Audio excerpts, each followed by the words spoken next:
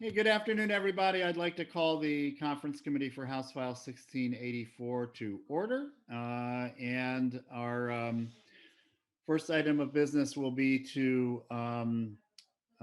hear if there's any issues, Chairman Newman, that you wanted to flag by way of introduction, and then we can head into our agenda here. Well, Any thank you, Mr. opening Chairman. comment? And no, we've got, I think, our agenda pretty well laid out in front of us, and we can get started at your pleasure. Okay, thank you, Chairman Newman. And so welcome members and members of the public. We are going to continue the process that we have engaged in over the last couple of days, where we go through a list of provisions that are either similar on the House and Senate side, or Senate or House only provisions that we feel are not particularly controversial. Some are more involved than others, and of course those will receive a full vetting and discussion by the committee.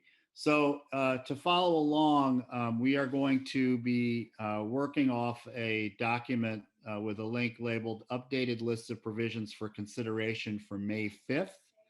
And the timestamp is 11:39 a.m. You will find that, and that's today, and you will find that timestamp in the bottom right-hand corner of the page.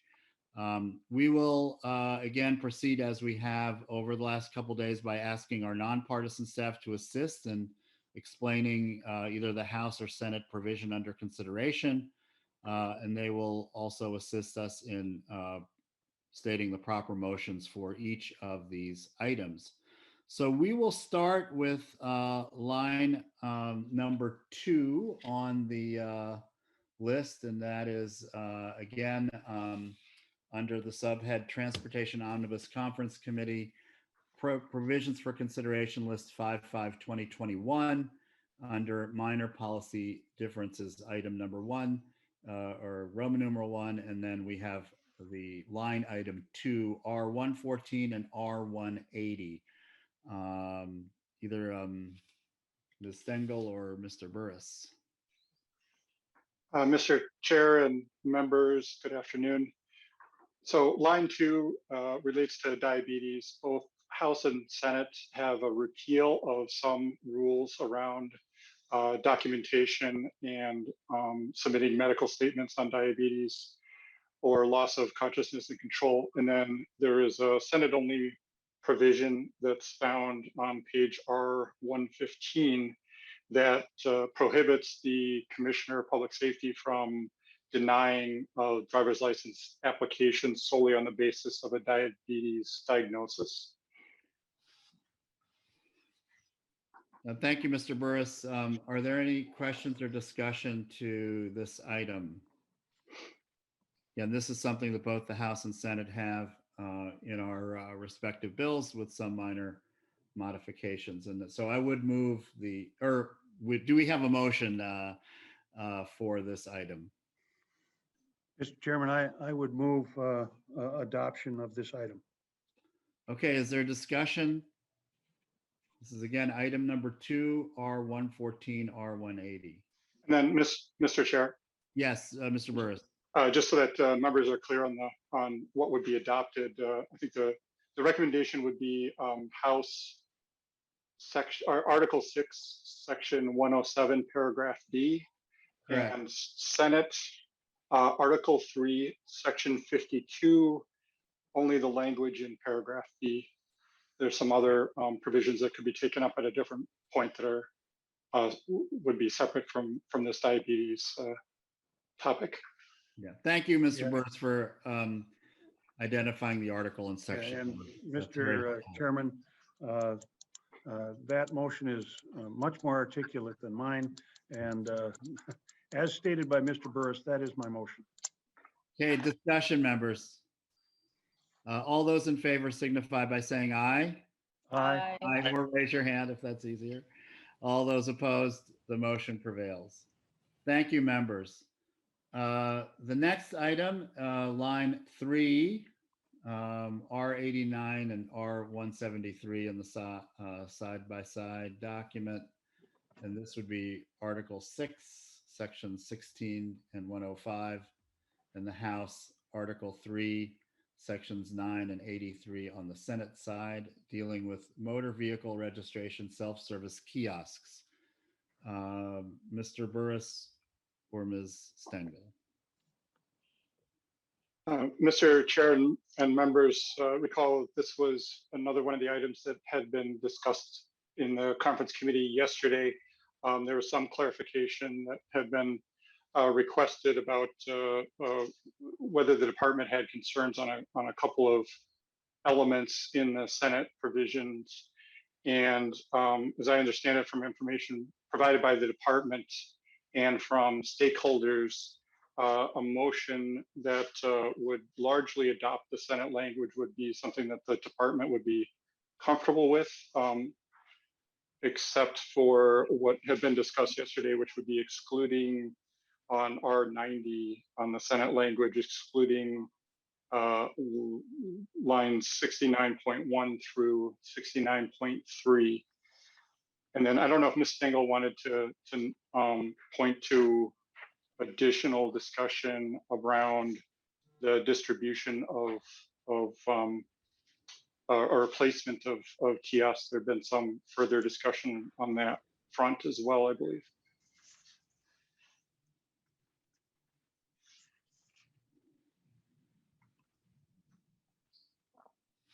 Ms. Stengel?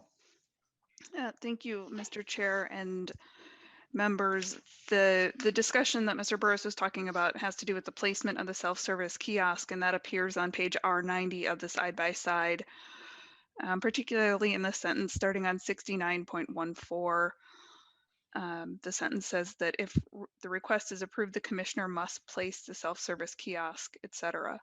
And the concern, as I understand it, is that the commissioner and DPS will not actually be placing the kiosks themselves. It will be the vendor. So one proposal to address this issue would be to insert the phrase direct the vendor to on line 69.14 after must. So the sentence would then read, the commissioner must direct the vendor to place a self-service kiosk. And the rest of the sentence remains the same. Thank you, Ms. Stengel. And members, that is one of the amendments that Chairman Newman referred to. I believe it's marked A43. I want to make sure that I'm correct in that, Ms. Stengel. Mr. Chair, it is the A43. I don't know how widely that has been distributed, so I don't know if the members have it. Okay. And so, Chairman Newman, this does appear to me to be language that was vetted with DPS and is acceptable to them. If you want to comment on that, and then I can, we can perhaps read or I could have Ms. Stengel once again, just for members, since we are going to take a vote, could repeat the oral amendment. Really, it's a small oral amendment of 5 words, but we want to make sure everyone knows what they're voting on. Chairman Newman. Sure. Yeah, thank you, Mr. Chairman. The amendment that Ms. Stengel has described is the A43, which is the very short oral amendment, is satisfactory to me. I would move that amendment, and certainly you could have the amendment restated, Mr. Chairman. Thank you. And Mr. Howe is posting that. And Ms. Stengel, if you could just simply repeat the amendment, the A43 amendment, so members and the public know exactly what is before us. Yes, Mr. Chair. So I'll read the contents of the A43 on R90 of the Senate language, page 69, line 14, after must, insert direct the vendor to. So again, it says the commissioner must direct the vendor to place a self-service kiosk. Okay, thank you again. So we have a motion on the table. However, members, is there discussion or questions? Mr. Chair, this is consistent with my discussions with the deputy registrars and DVS as well. Thank you, Representative Elkins. That's very good to have on the record. Mr. Chair, I'm sorry I can't find my hand raise feature as That's well. okay, But, Senator Jasinski. Senator I would agree as well that that language is what I've heard from my stakeholders is the correct language, along with Representative Elkins. So thank you. I appreciate both of your comments on this, particularly with your consistent and strong engagement with everyone involved in this issue. Senator Jasinski and Representative Elkins are the authors of this provision. Okay, to Chair Newman's motion then, I don't see any further discussion. All those in favor signify by saying aye. Aye. All opposed, the motion prevails. We've incorporated the A43 amendment. Ms. Dangles, any additional information that needs to be conveyed to the committee before we vote on the entire sections here? Mr. Chair, I don't have anything additional to add. Okay. Well, seeing no further discussion, Chair Newman, did you want to move then the item as amended on line 3? Mr. Chairman, given the fact that this is Representative Elkins' issue, I would defer to him. I'm Well, that's happy. very nice of you, Chair Newman. Representative Elkins. Yes, all of it. The Senator Jasinski and I could make this together, but yeah, I'll go ahead and move the amendment as described by Ms. Stengel. Thank you. Senator Jasinski gets the next DR. Yeah. Mr. Chair, if I may interject, is it possible for Mr. Burris or I to state the motion, because we're excluding a few lines and we want to make sure that's clear? I was thinking that would be an excellent suggestion. So we have a motion on the floor from Representative Elkins, and Ms. Stengel will communicate the entire motion now as amended. Thank you, Mr. Chair. On page R89, adopt Senate Section 9 as amended, except that lines 69.1 through 69.3 on R90 will not be adopted. And staff is directed to re-letter the paragraphs in that subdivision. And then on R173, adopt House Section 105. Okay, is there discussion to the item as amended? Seeing none, all those in favor of the Elkins motion, please signify by saying aye. Aye. All those opposed, the motion prevails. Thank you, Chair Newman and Representative Elkins. Our next item now is number 5 on the list, and this is a Senate-only provision related to trip permits. I'm thinking this might be one for Ms. Stengel. Or not.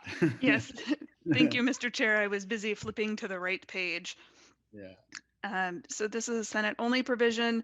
There's a trip permit that an individual can get for driving a vehicle for a limited amount of days or hours in the state. That fee is currently set at $15. What this section does is to say instead of $15, it's 1/12 of the amount that they would be charged if they had a year-long permit in the state. And if there are questions about more details, I think I would ask if anybody from DPS could answer those. Okay, members, are there questions to this provision? And again, you can direct those to DPS if needed. Okay. I Mr. don't Chair? see. Yes. Who is? Representative Cagle. Representative Cagle. So the 112, so it'll go from $15 to 112, being so that it can fluctuate if those other fees change. Is that the purpose behind it, or? Ms. Stengel. I believe that to be the case, but this language came from DPS, so I would suggest if somebody from DPS could answer that, they could give you a firm answer. Thank you. Is there a representative? Oh, I see DPS on the line. Proceed, Mr. Haldalto for Hyde. Thank you, Mr. Chair, but I'm going to defer to Director Emma Corey from DVS. Okay. Ms. Corey, welcome to the committee. Please state your name for the record. Thank you, Chair Hornstein. Emma Corey, Driver and Vehicle Services Director at the Department of Public Safety. Thank you, Representative Kegel, for your question. Yes, the focus here is for us to be able to have our out-of-state carriers pay their fair share, as do our in-state carriers. So this will make it equitable across the board for trip permits to reflect the amount of use and wear and tear on our highways. So the 112 was language that our staff requested and that y'all were agreeable to add. So this reflects exactly the department's position, yes. And the intent is to be equitable to the carriers based on their usage of the highways. Thank you. Vice Chair Cagle, thank you, Ms. Corey. Do you have any further questions, Vice Chair Cagle? Well, so what's the current fee? What's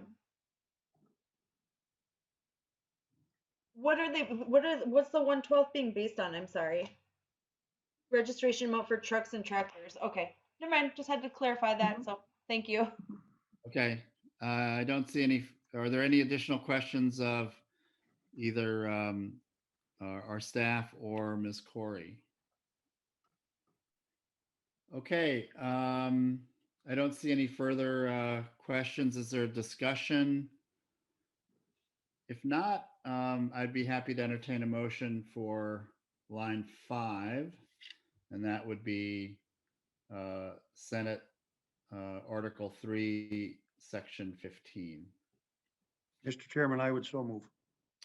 Okay, Chairman Newman moves the provision. Discussion. All those in favor signify by saying aye. Aye. Aye. All of those opposed, the motion prevails. Members, we're now on item 6, and that is labeled R82 in the reference page. This would also be a Senate-only provision. Article 2, Section 14, relating to corridors of commerce criteria. And this is a Senate provision. I support it. I did want to note, and I would ask Chair Newman also to make some comments as well, because the Corridors of Commerce program is so vitally important. And we are in a kind of a continuing process of really looking at the criteria and addressing some of the issues. And I support this and wanted to note that I hope that we can return perhaps later in the deliberations of the conference committee to perhaps address either via amendment or further discussion a more formal process for updating these criteria. I wanted to thank Representative Torkelson in the House.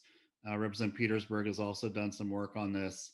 And I think it's our intention certainly to meet during the interim with MnDOT and continue the work on this provision. But at this point, I think this is an excellent start to a broader conversation about corridors of commerce criteria, updating them, and I think including more participation from both legislators and the public in this regard. So Senator Newman, if you want to comment, and I think possibly Representative Petersburg does as well. I see him here, but Senator Newman. Thank you, Mr. Chair and members. Item number 6 involves the Corridors of Commerce and the criteria for selection. Corridors of Commerce is, of course, an extremely important project selection process that we have in Minnesota for developing and improving highways through various corridors of commerce. And what we're trying to do with this provision is simply to increase the transparency so that we and the public have a better understanding as to how projects are selected. And this is one small step in that direction. Thank you, Chairman Newman. Did anyone else want to comment here? Okay, I don't see any other member hands. Mr. Chair. Yes. Oh, Senator Jasinski. Yeah, Senator Petersburg had his hand up first, so I'll defer to him, but then I would like to speak as well. Okay, I thought he wanted to speak, but I didn't see his hand. But Representative Petersburg, and then we'll have Senator Jasinski. Thank you, Mr. Chair. You know, I agree with both you and Chair Newman that Quarters of Commerce, I think, has a vital place to play in many different things, including an opportunity, I think, for the legislature to have some input into selection process as well. And I think the benefit of Quarters of Commerce is just now starting to be realized. And because of that, I think it's time. We have almost 5 years now under our belt with Quarters of Commerce.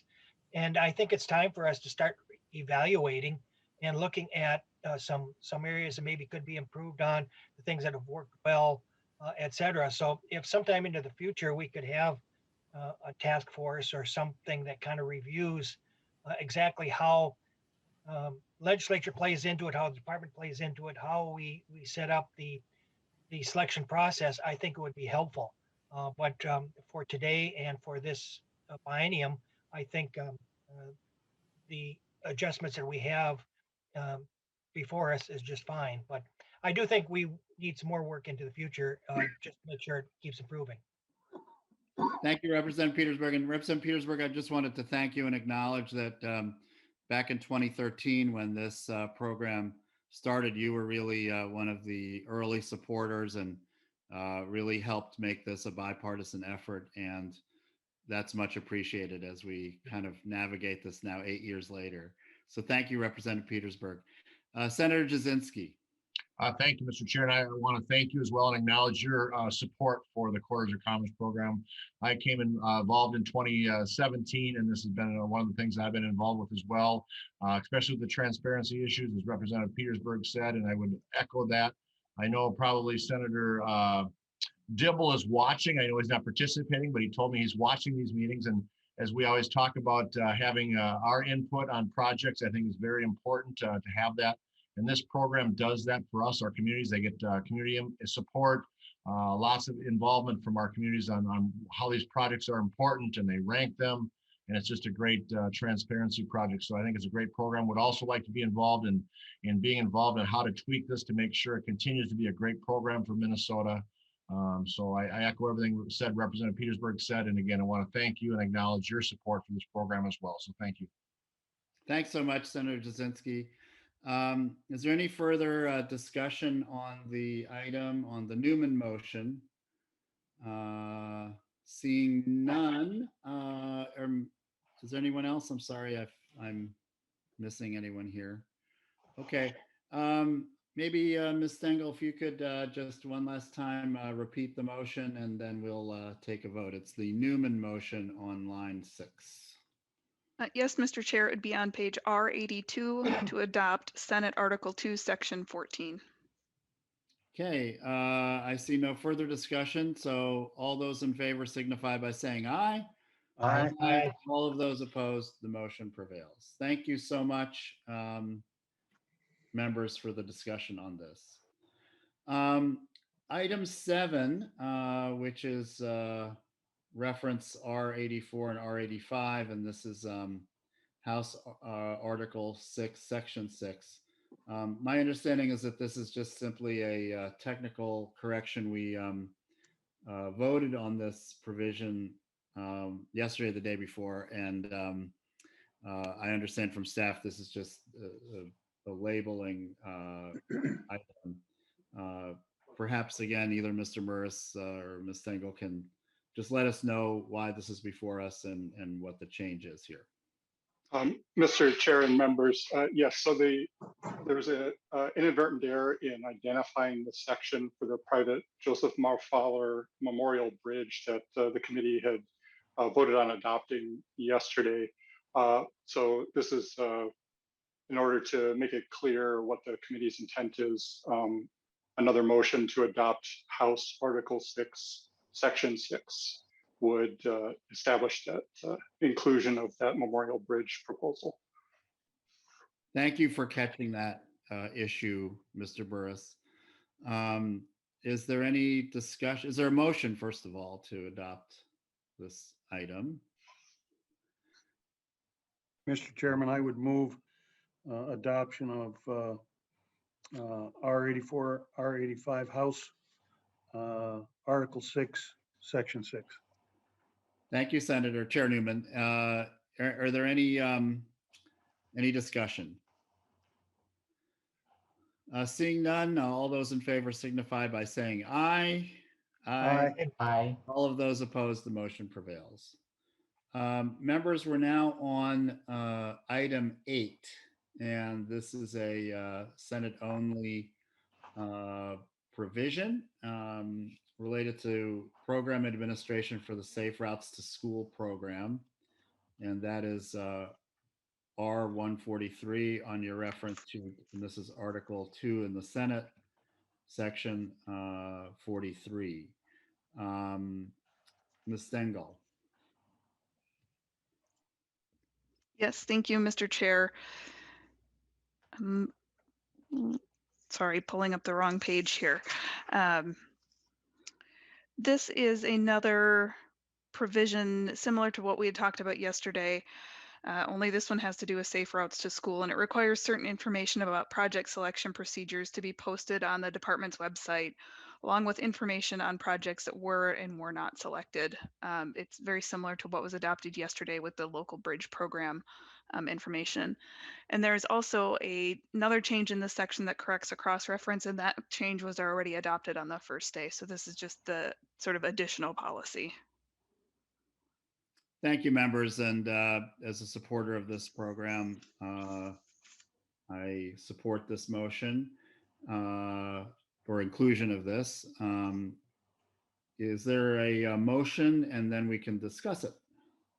Mr. Chair, I'd make the motion to approve it. Okay, thank you, Senator Bingham. And then I wanted to Senator speak, I just wanted to speak to the motion too.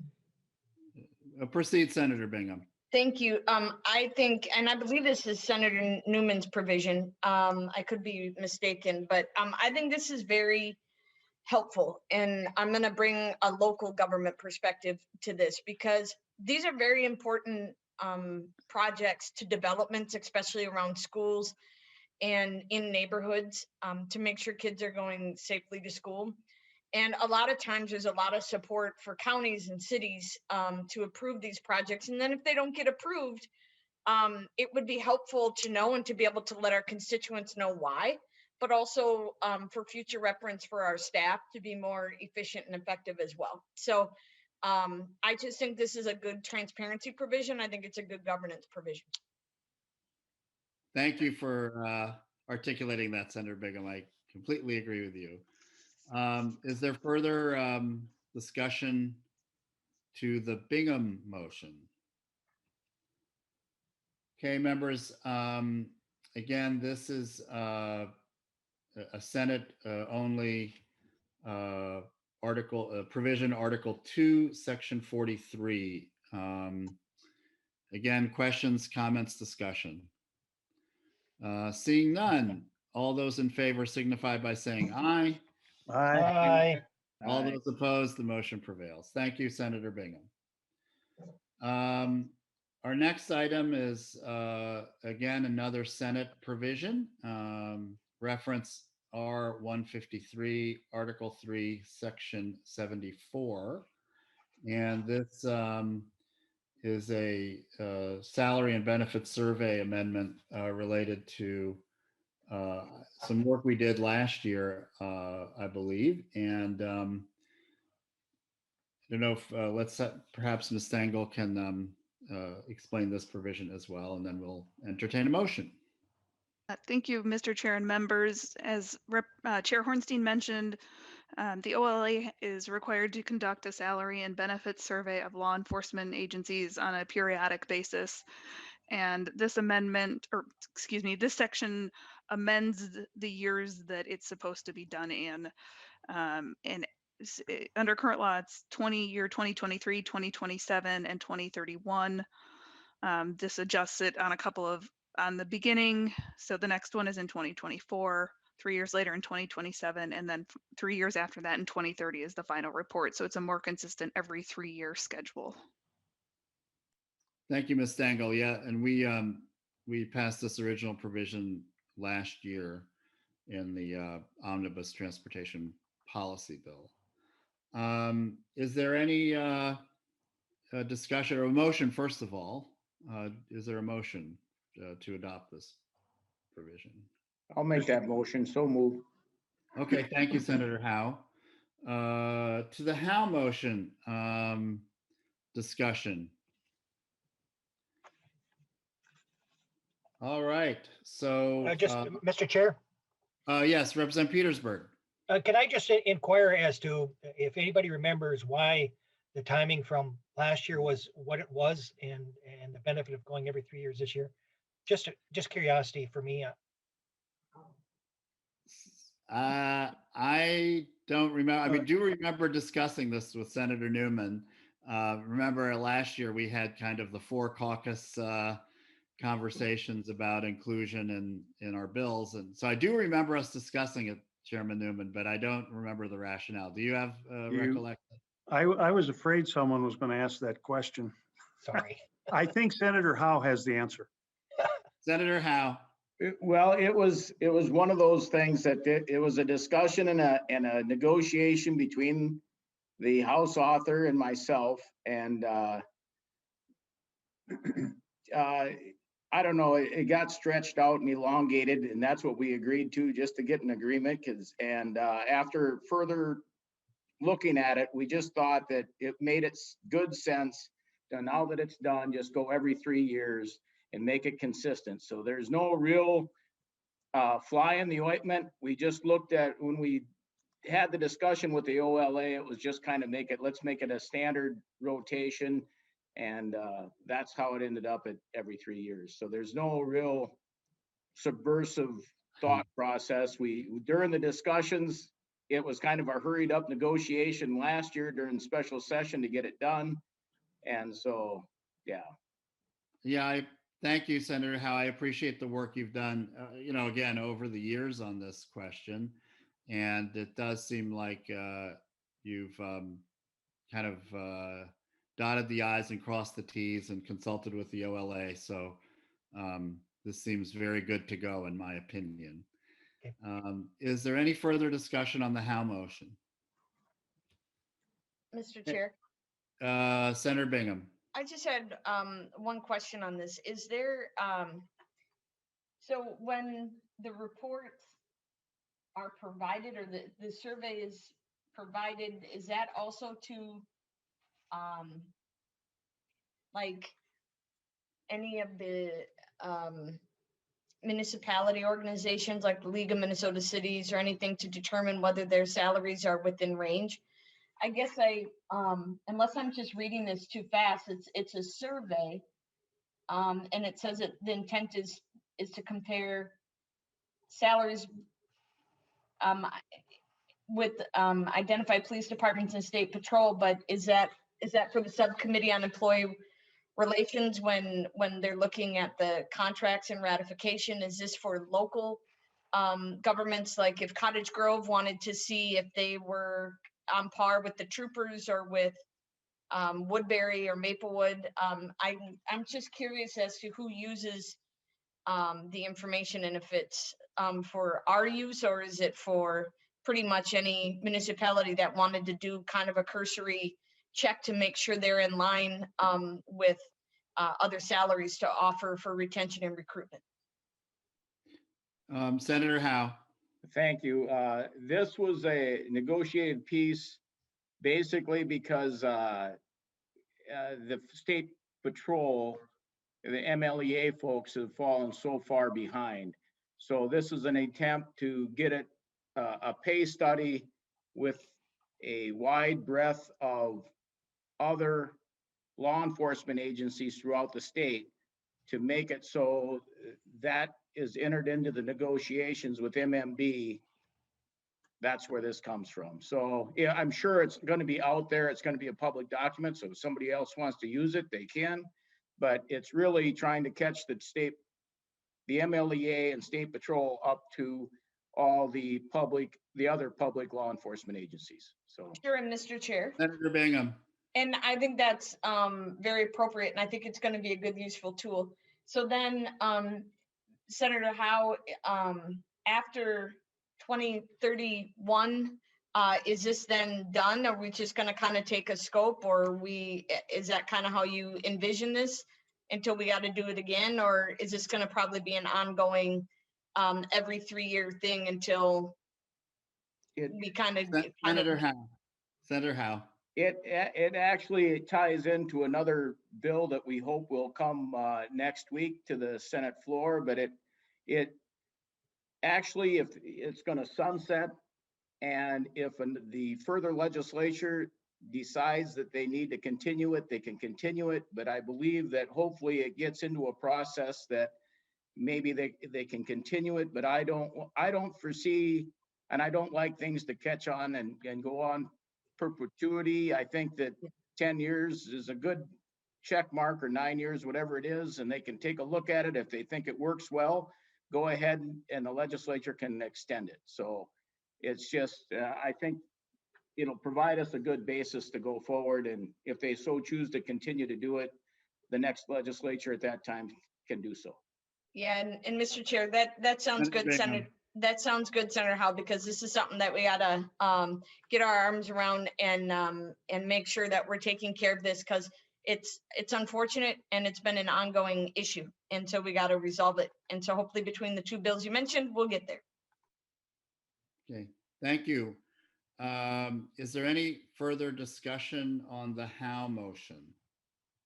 Again, members, just as a reminder, we are voting on Senate only provision in Senate Article 3, Section 74. Mr. Chair. Mr. Burris. Mr. Chair and members, in taking another look at the language, I noticed that there's probably a conforming change that the committee might consider orally making to go along with the date change that is in this section. So the change currently in modifying the years is for when the legislative auditor must conduct the survey. There's also a requirement that's found on R154 at page 120.7, line 7, that also has some dates. And those are dates for when the legislative auditor is required to transmit the report to the legislature. So the committee might want to consider an oral change that would revise those dates to align with the new dates for when the study is performed. Senator Howe, you're nodding your head. However, I would want you to comment on Mr. Burris's suggestion. That's an excellent, I think that is well taken, and we should make that oral amendment to make those dates the same. Excellent. Thank you, Senator Howe. Is there any discussion? And I'll have Mr. Burris repeat the oral amendment. We'll adopt that amendment and then we'll adopt the provision. Is there discussion? Okay, Mr. Burris, do you want to repeat again the motion here? This will be another Howe motion to adopt this as an oral amendment. If you could restate it, please, Mr. Burris. Mr. Chair and members, the motion would be on page R154, Senate language, page 120, line 7, strike 2023, 2027, and 2031, and insert 2024, 2027, and 2030. Okay, thank you for that, Mr. Burris. Is there any discussion to the Howe oral amendment? Seeing none, then all those in favor signify by saying aye. Aye. All those opposed, the motion prevails. And now we're back on the main motion, which is to adopt Article 3, Section 74 as amended. There's other sections now included, which I've lost track of. But any final discussion of the motion as amended? All right. So to the Howe motion then, all those in favor signify by saying aye. Aye. All of those opposed, the motion prevails. Thank you, Senator Howe. Okay, members, we're now on line 10, reference 157. This is another Senate-only provision related to Article 4, Section 1, Metro Mobility Fares. My understanding, this is just simply conforming to federal law, requiring the Metropolitan Council to establish fares for Metro Mobility in accordance with federal law. And this only applies to Metro Mobility. So, and again, this is a Senate-only provision. Is there a motion to adopt? Mr. Chairman, I would move to adopt the, on page 157, Article 4, Section 1. Thank you so much, Senator Newman. And I, again, if there's any additional information that nonpartisan staff would want to convey on this, seems pretty straightforward to me, but it's always good to get your perspective. So, Mr. Chair, Dangle. I'll just add briefly, generally federal law requires fares for Metro Mobility type services to be set at no more than twice the fare that would be charged to a person paying full fare for a similar trip at a similar time of day. So that's what we're referencing when we're talking about setting the fares within the limits of federal law. Thank you, Ms. Dangle. That's very helpful. Okay, to the Newman motion, Chairman Newman's motion on Metro Mobility fares. Mr. Chair, looks like Representative Elkins has his hand up. Mr. Howe. Okay, Representative Elkins, I'm sorry, I'm not getting the hand up function for some reason today on my computer. So thank you. Representative Elkins. Yeah, I just had a question. So this reflects Metro Mobility, the current practice for the Met Council. They've always been in conformance with state law. Just wondering what's driving the need to actually write this into state statute as well. Thank you, Representative Elkins. That would likely be a question for the Met Council. I think Mr. Shetman is on the call here. So if Mr. Shetman can please state your name for the record, and we'd like you to respond to Representative Elkins' question. Mr. Shetman, welcome. Great. Well, thank you, Mr. Chair and members of the conference committee. It's nice to see everyone. Just following up on Representative Elkins' comments is that we currently do abide by this process, and we see no problem with the language. One piece of the language says that the last sentence says the council must use all fares collected for special transportation services exclusively for purposes related to special transportation services. We do that as well. And so if the committee is interested in passing this language, that's fine with us. But we already approach these functions that same way currently. So it's up to the conference committee to decide what you'd like to do. Representative Elkins. Oh, that's fine. I was just curious. Okay. Thank you, Mr. Shetman. Okay. Again, this is line 10, Senate Article 4, Section 1. Is there a motion to adopt? I think maybe Senator Newman already moved that. I'm sorry. Yes. Sorry about that.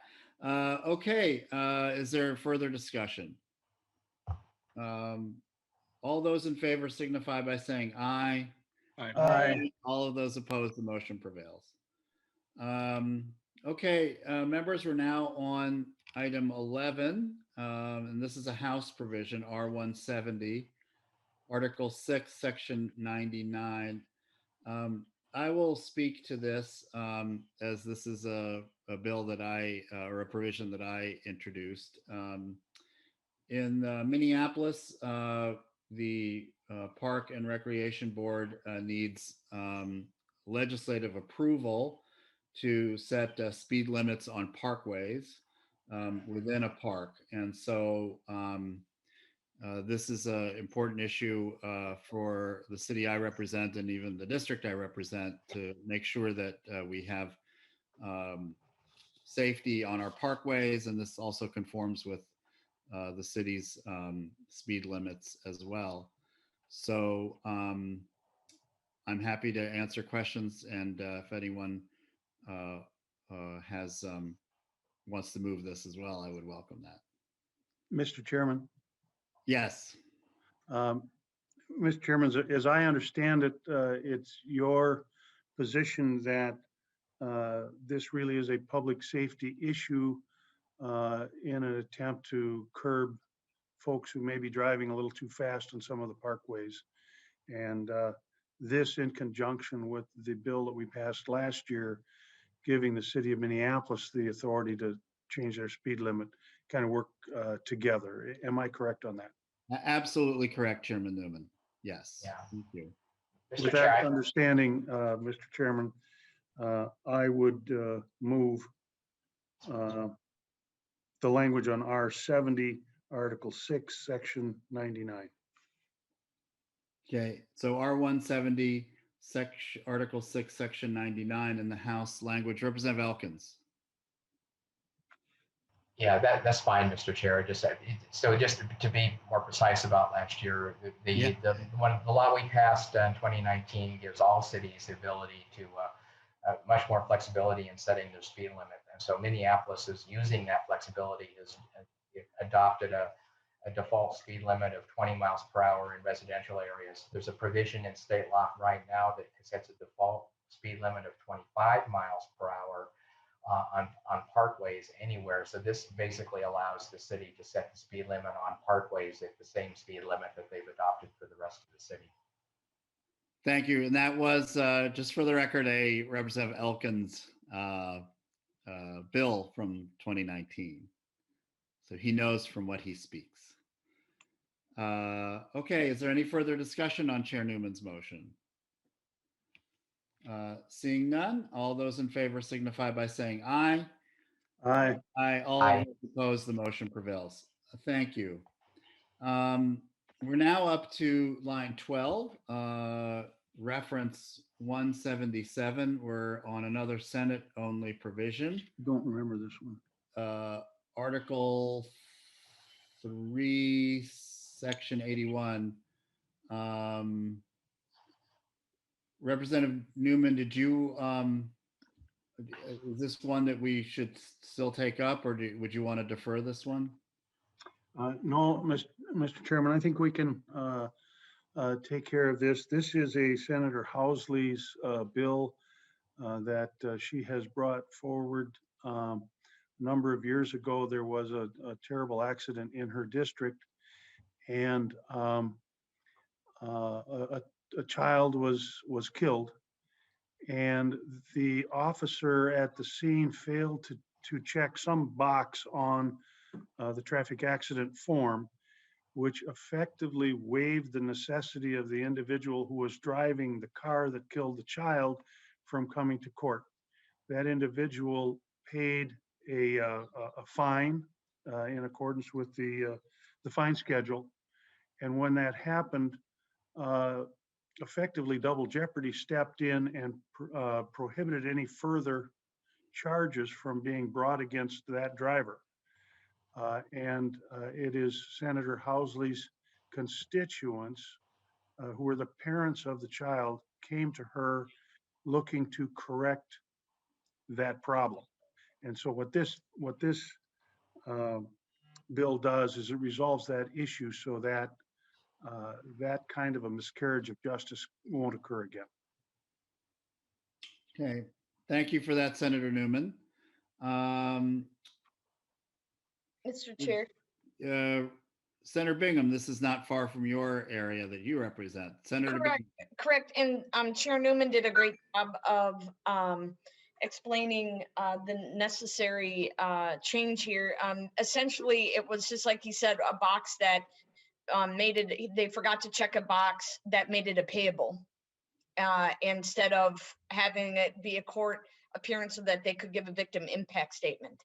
And really what it comes down to is maybe some training. And that is what this provision does. It causes the Office of Traffic Safety and then the law enforcement to talk and to confer and to make sure that they kind of have an understanding of what the best practice is. And, you know, when tragedies like this occur, it's only appropriate that people get closure on that. And this was a severe, obviously, incident that no way, shape, or form should have been allowed to be a payable. And I really credit Senator Housley for following this through after all these years and really trying to get a resolution for it, because it wasn't the first time, and if we don't do something, it's not going to be the last time. And so I think this is a very reasonable request and remedy, Mr. Chair.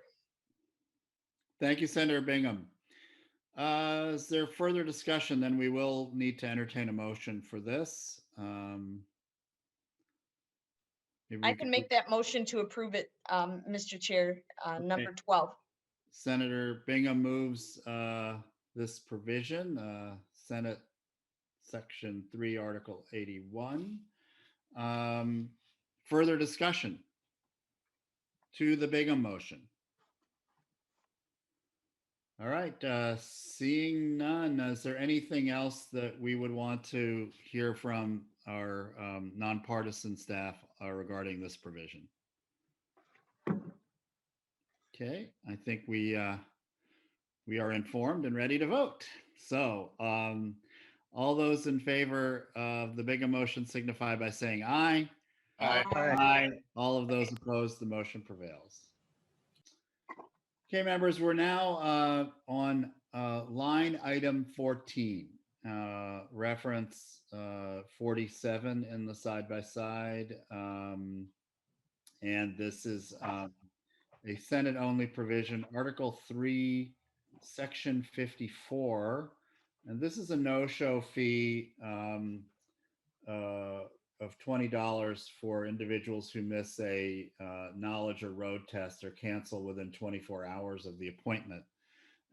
This provision has been around for a while. I know that I think it's the senator, I don't remember which senator carried it in 2019. I do know Representative Bernardi carried this on our side.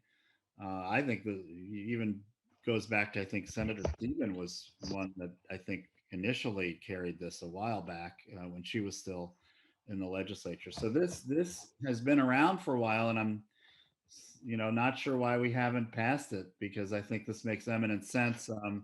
There's a variety of reasons why we have had issues with delays in the driving tests, and we'll be getting into that, of course, later in our conference committee with some ideas both the House and Senate have on driving testing station openings or the need for some to remain open.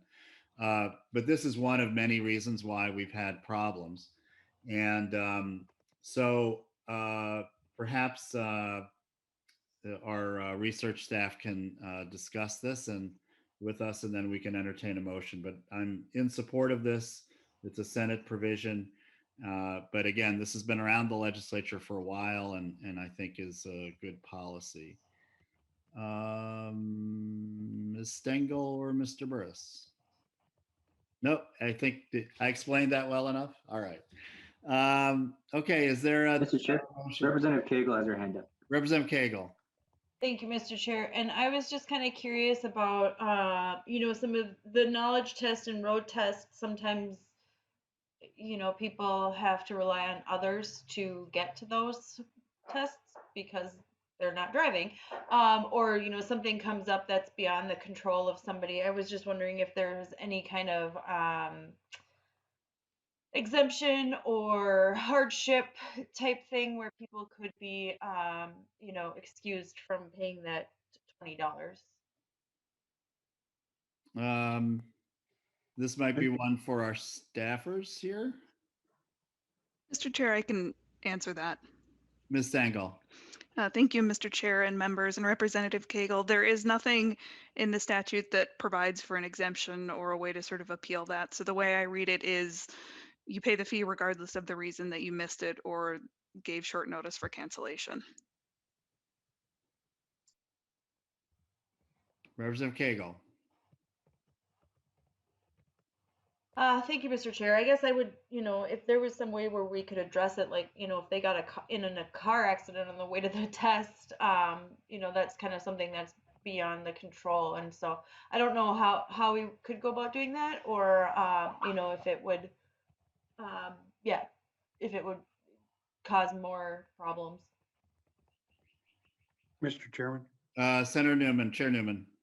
Thank you, Mr. Chairman. I guess my feeling on this is, please note that the cancellation is within 24 hours.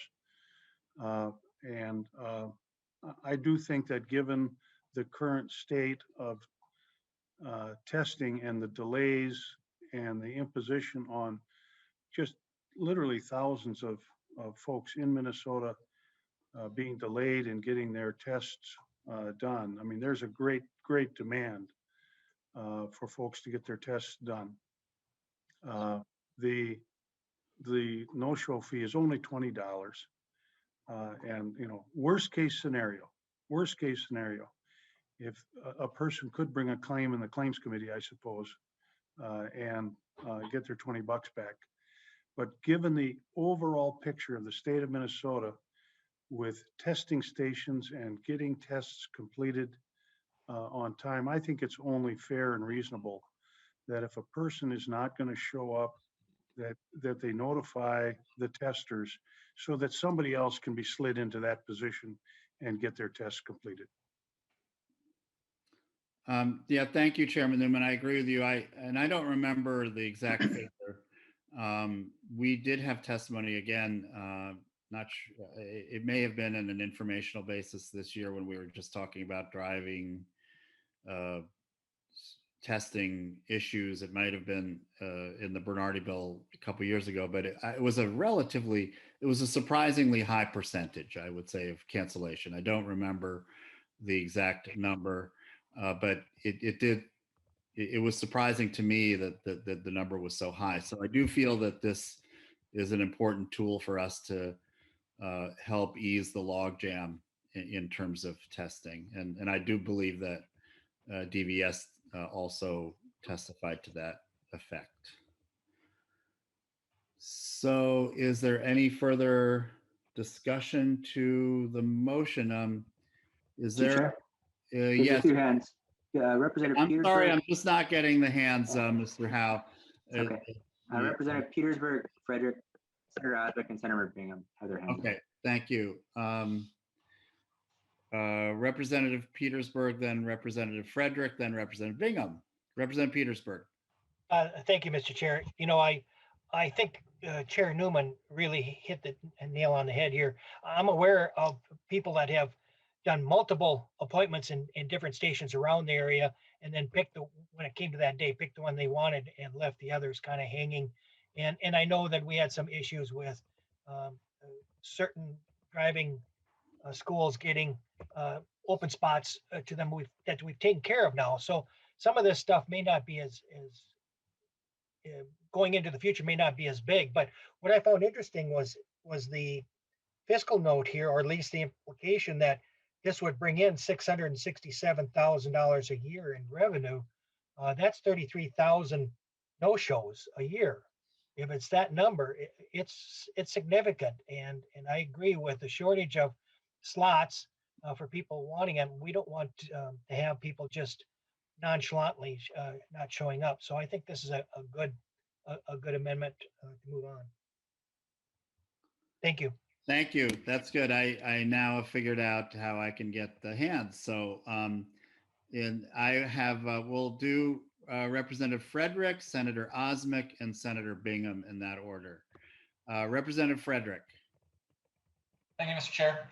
So to the point of wanting them to run efficiently, I can be on board with that, especially to Representative Petersburg's story about how if one individual signing up in 3 different locations and then just picks one to go to. Yeah, that's not okay. And I'm supportive of that kind of behavior stopping and us trying to address that in some way, shape, or form. But I also agree with Representative Cagle's point about, like, is there an equity piece here that we need to address in some way, shape, or form? in that if, you know, $20 to some people and to some families can literally be a meal on the table. And if they're living paycheck to paycheck, a $20 fee is not a small deal. And so while I want there to be efficiencies and I want to be able to kind of crack down on those people that are kind of being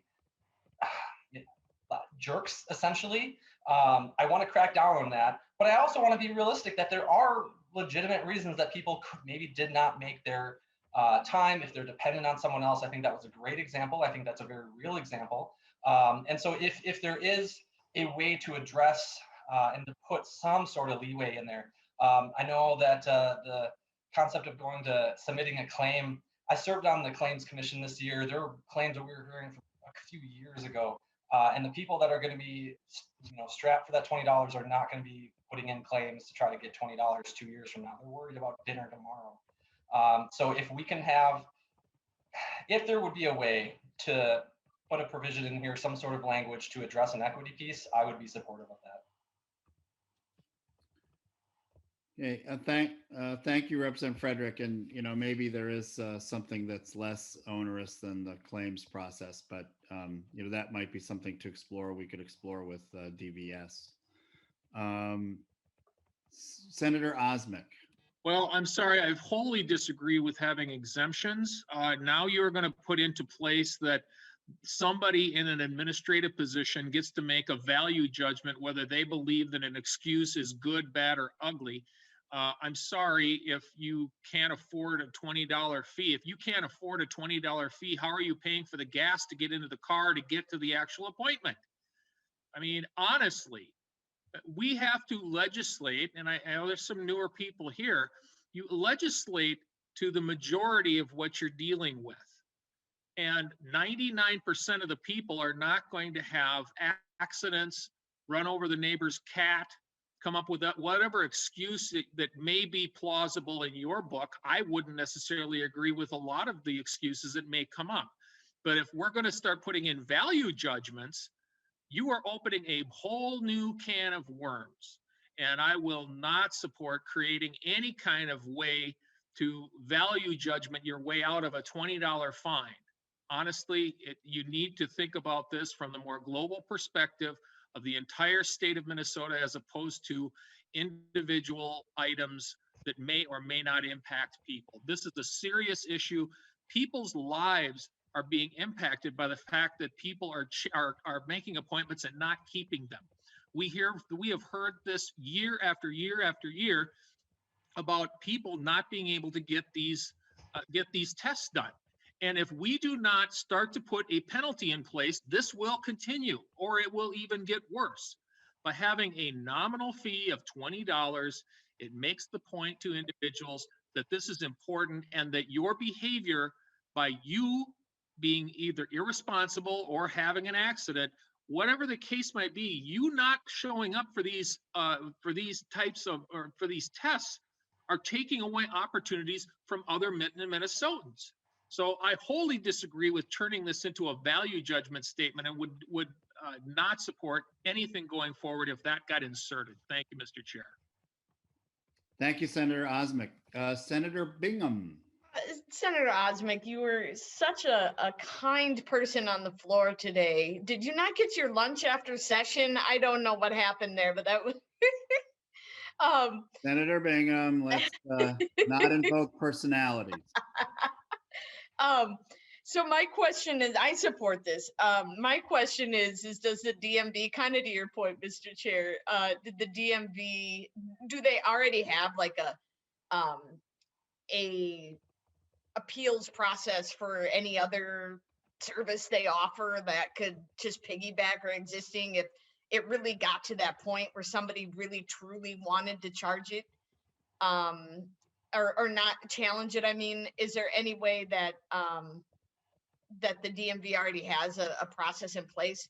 I really do think that this is a good provision. I think it needs to happen, but it might actually help us when this, because obviously it's going to get adopted, that answer questions for our constituents, because this is going to be a top, probably a question that may come up. So might just help us be able to explain provision better too. But that's my question. And then I think the other question would be, what are the consequences if somebody didn't pay it? I mean, that would be the other question that I would have. Well, I mean, we do have, Senator Newman, did you want to, I think you had a comment, but I mean, obviously there are people from DVS on the call, but Senator Newman. I would like to comment, and I guess I would phrase things a little bit differently than, say, Senator Osmic, but he's right. Mr. Chair, members, I just got word from DVS that this year alone, just this year, there have been over 7,000 cancellations, just this year. And I think it's incumbent on us to do whatever we can to help those who want to get their driver's license to have and be in a position to take that test. It simply isn't, fair and reasonable to have 7,000 people cancel their appointments. That's 7,000 people that didn't get a chance to take their test. Mm-hmm. The other thing I would say is that there is, at least in my mind, I can't think of any sensible way to have an appeal process for a $20 no-show fee. I mean, how are we going to administer that? So to be really honest, Mr. Chairman and members, this is really a pretty nominal fee. I think that that there's a certain amount of responsibility that people have if they're going to make an appointment, and if they cancel within 24 hours, they're not going to get hit with this fee. It's not perfect, but we really do have to do some way. We have to break this logjam. And so, Mr. Chairman, with that, I would move adoption on R47, Article 3, Section 54. Oh, you have one new messages. Okay. Senator Osmic, you're not on mute. Stay at 12:38 p.m. Okay. Yeah. Okay, members, this is a lively discussion, but I wanted to bring this to a vote. Is there any further discussion? Mr. Chair. Yes, Senator Thank Bingham. you. No, Representative Cagle. Oh, I'm sorry, Representative Cagle. Sorry. I just, I was just kind of curious if, what are the consequences for not paying that fine? I guess, if it's something that applies to like your driving record, are we criminalizing poverty even more than it is right now? I want to make sure that this can't, there's no fee stacking on this, that you can't get your license revoked if you don't pay this fee.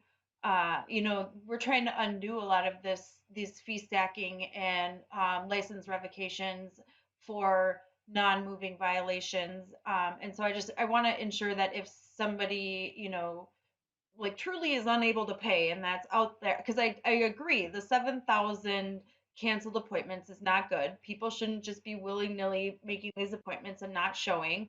And so there is something that we have to be done, but I just want to make sure that we're going about it in the right way and not making a hard situation even worse down the road.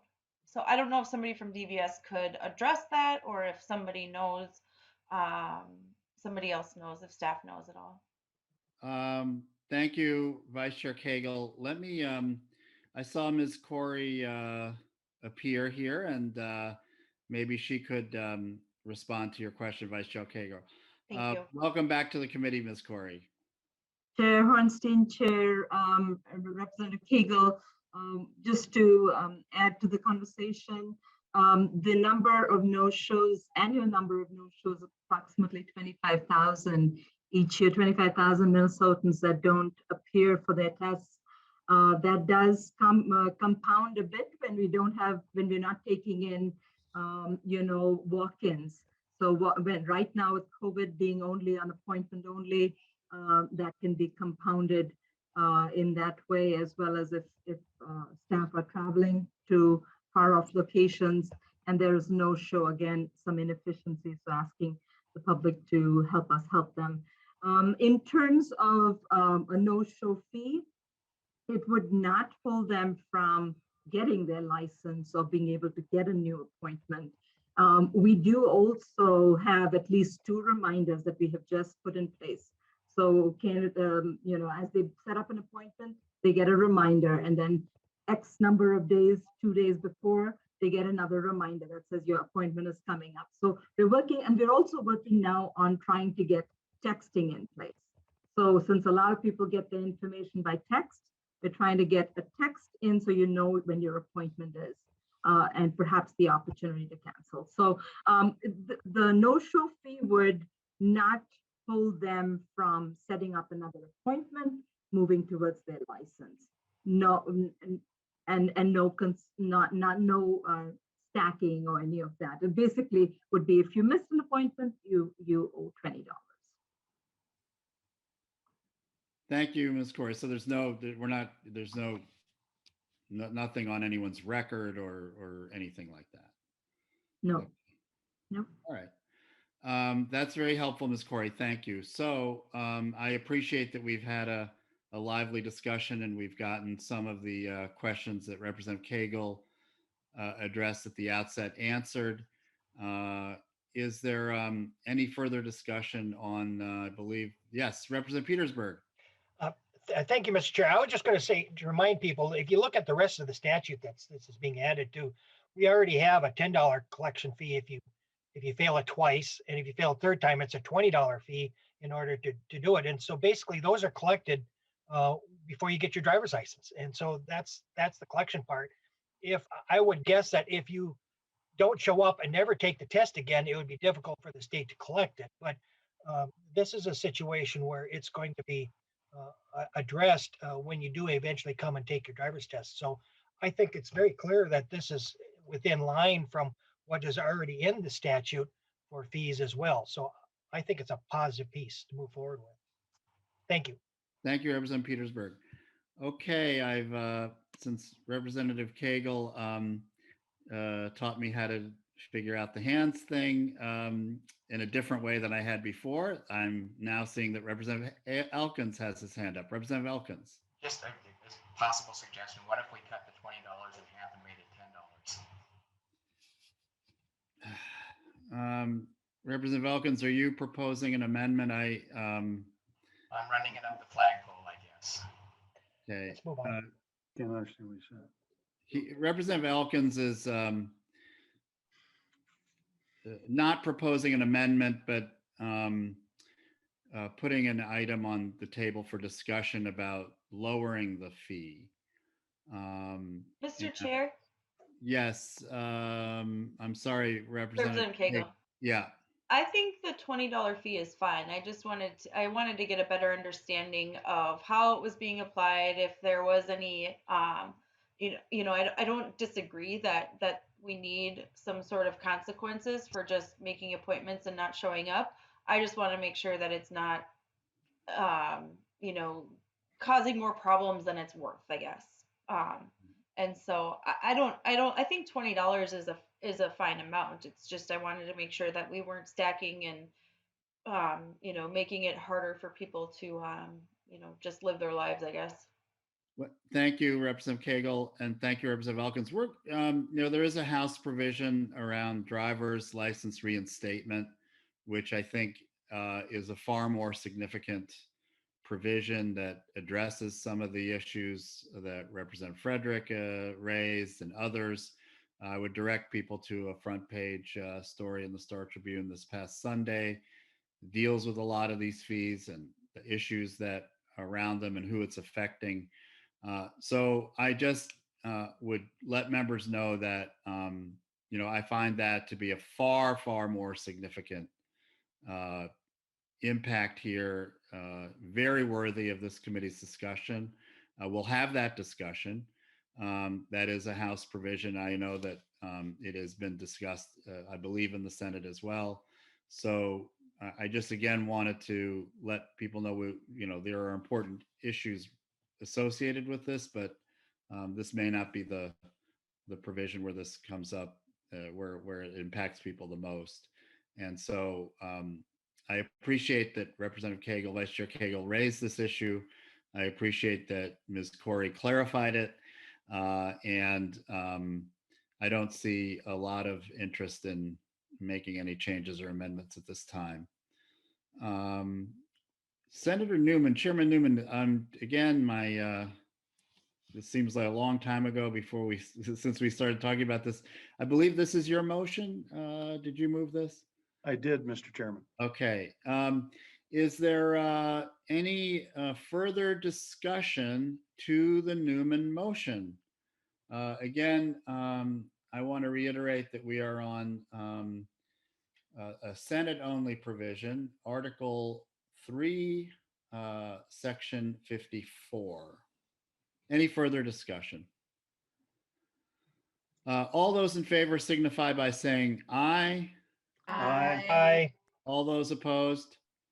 The motion prevails. Thank you, members, and thank you for a lively discussion and helping to clarify some of the provisions here. And I do believe that by taking this action that we'll take, it's one of many steps, I believe, that we can address the backlog and driver testing. So now we're back to a House-only provision, line 15. And this is R94. And this is a House Article 6, Section 20. And again, this is a provision that I introduced, so I'll speak to it. We have a number of honorary consul generals in the state of Minnesota. These are oftentimes either expats from a particular country or even Minnesotans that act as a consul general for different countries that have citizens or interests here in the state of Minnesota. It's an important program, connects Minnesota to the world.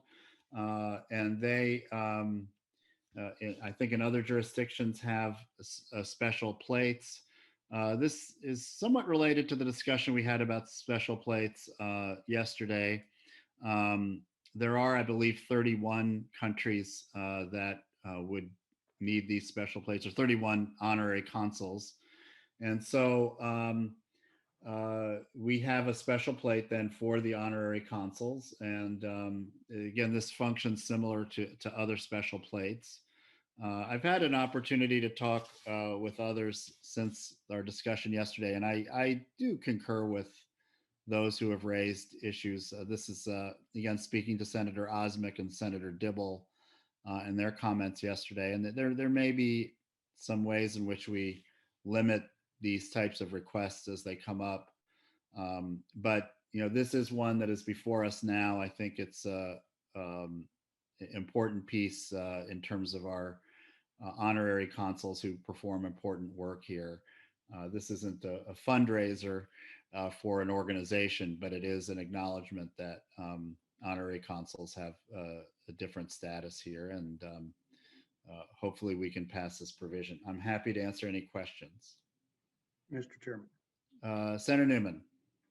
Mr. Chairman, members, yeah, I have taken a look at this, and I think that this provision is quite different than the issue that Senator Dibble and Senator Osmick brought up, which would, you know, eliminate fundraising plates that are not being well received by the public. I think that's a completely different issue.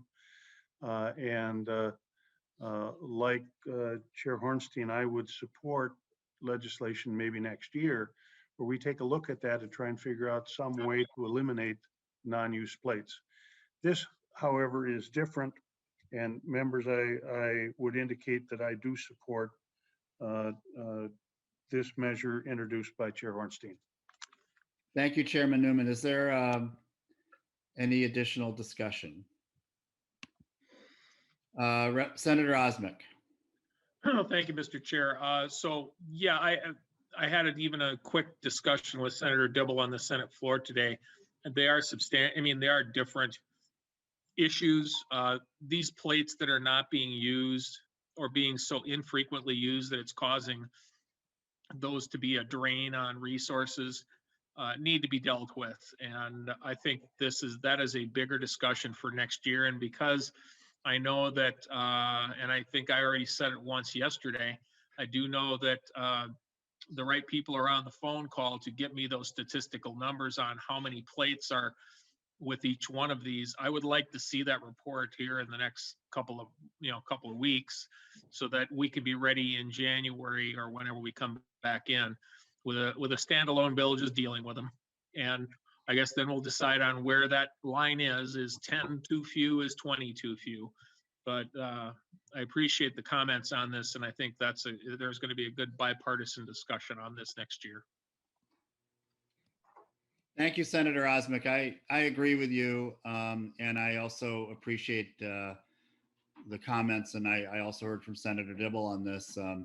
This is a bit of a different category, although it does relate because it's a relatively small number of plates. However, again, it's different than raising money for a charity. So I do appreciate your comments, Senator Osmic, and that Senator Dibble weighed in with me as well. And thanks for the support as well, Chairman Newman. So with that, I believe we have another Chair Newman motion here. I believe I don't know if a motion was made formally. Thank you. Is there any discussion then to House only provision Article 6, Section 20?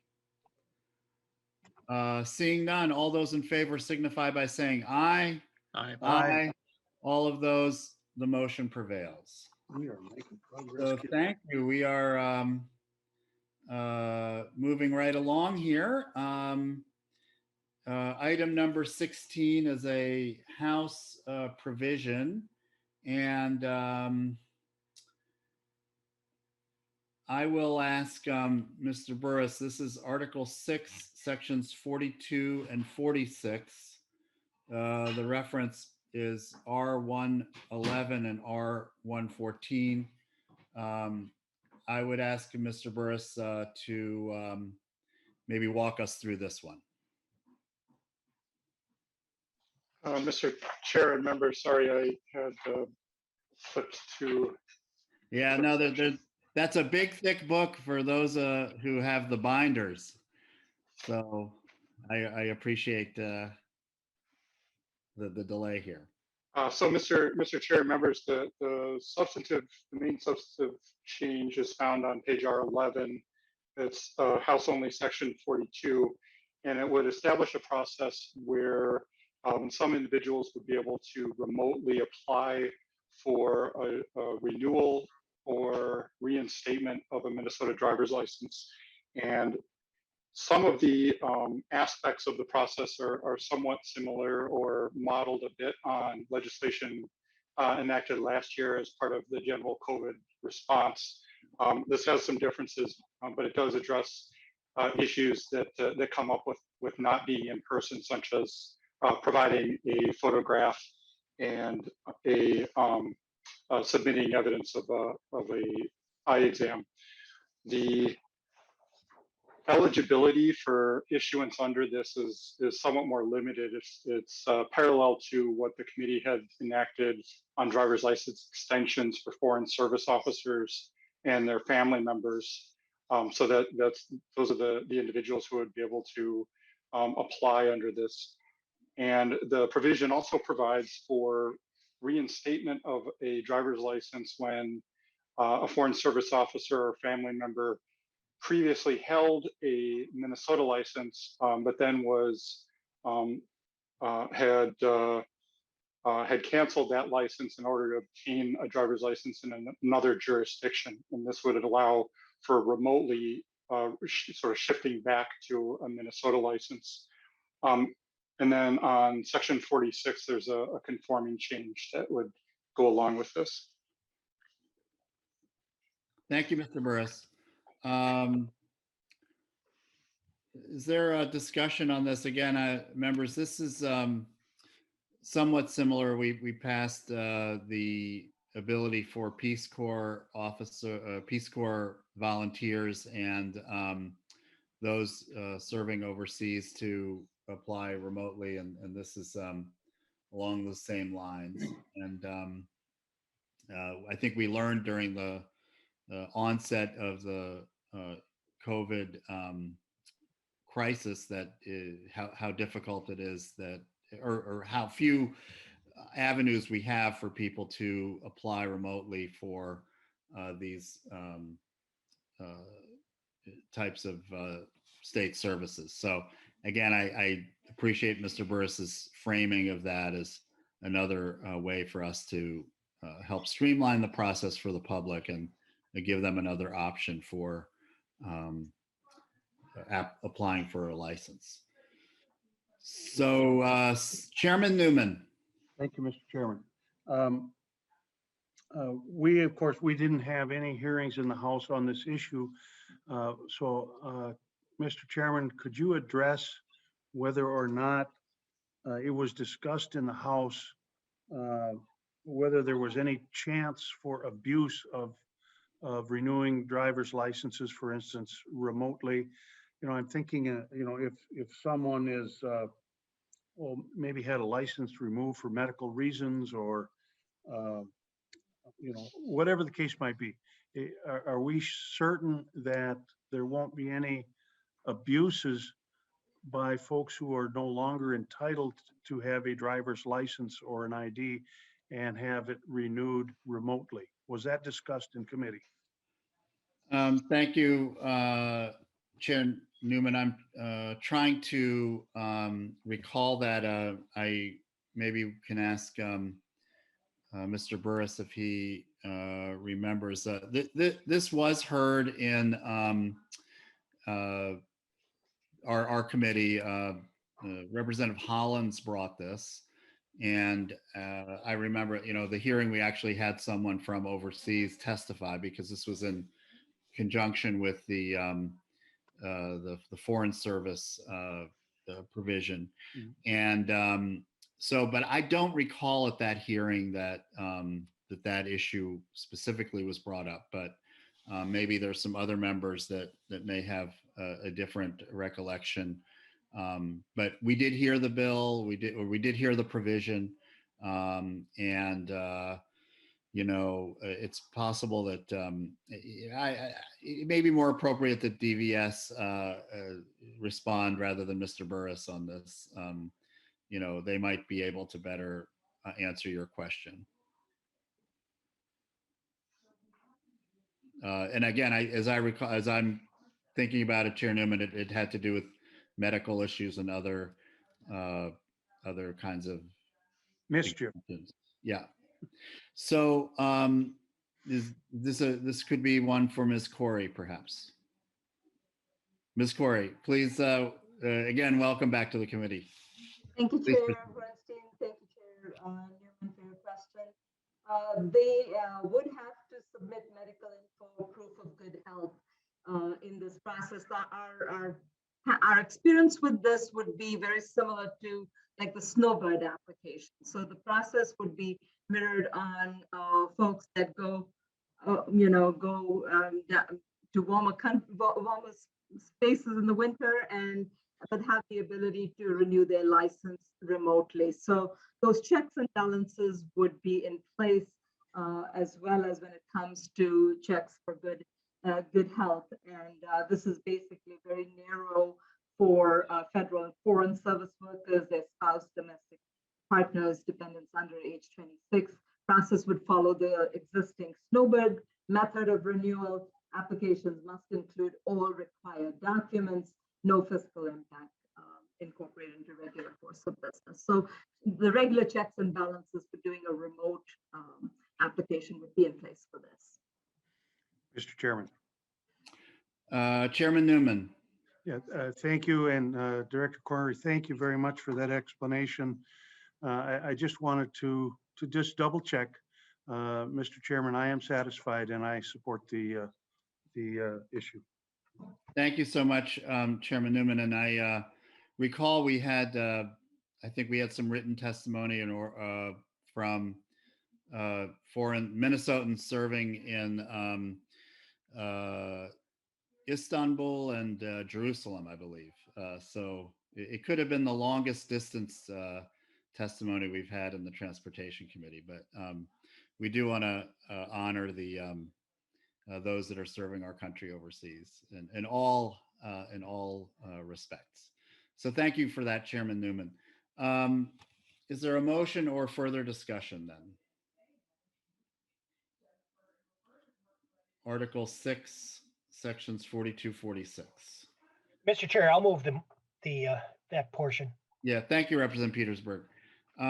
Is there discussion then on, again, House only Article 6, sections 42 and 46? Okay, and again, thank you for your comments, Chair Newman and Ms. Corey. All those in favor signify by saying aye. Aye. All of those opposed, the motion prevails. Members, line item 17, I had a opportunity to discuss this with Chairman Newman this morning. And what we decided is that this is a very important provision. It was only heard in the House. We had an extensive hearing in the House. And we wanted to at least initiate a discussion today. We're not going to take action. Again, because of the complexity of this issue, the fact that it wasn't heard in the Senate. But we felt this was one that was worthy of discussion. So think about this as maybe an informational only conversation. Based on what we hear today, Chairman Newman and I'll figure out the proper course for this provision moving into the future in our remaining time for the conference committee. But I just wanted to note that this is going to be a discussion item today. We will not take action. However, again, based on our discussion, we will figure out the best course of action for us to take as a committee on this. So this relates to work zone safety. It is a provision that Representative Bernardi brought to us. Representative Cagle, Vice Chair Cagle, has been involved in this issue in the past as well and is very familiar with it. And I will ask Mr. Burris to walk through the item. Again, this is line 17, R167, House Article 6, Section 98. Mr. Chair and members, this provision would direct the commissioners of public safety and transportation to undergo a couple of different things related to work zone safety. The first would be to develop a pilot program plan or a proposal for a pilot program where automated speed enforcement would be implemented in work zones. And the language here would not authorize the use of automated speed enforcement. Rather, it would create an advisory group and lay out some elements that would need to be in a proposal that is submitted to the legislature. So the language identifies some of the topics that would need to be covered, including a general plan, recommendations around implementation, law changes that would be necessary. So as well as looking at the various policy considerations that are raised by having automated enforcement in work zones. The advisory group serves something of two functions. One is in developing this proposal, and then the second is in contributing to a speed management assessment.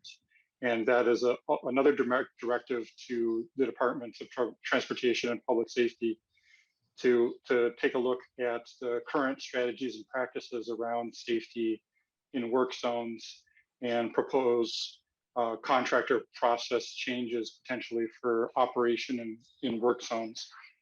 The language also anticipates that there would be an evaluation process as part of the implementation of the pilot program.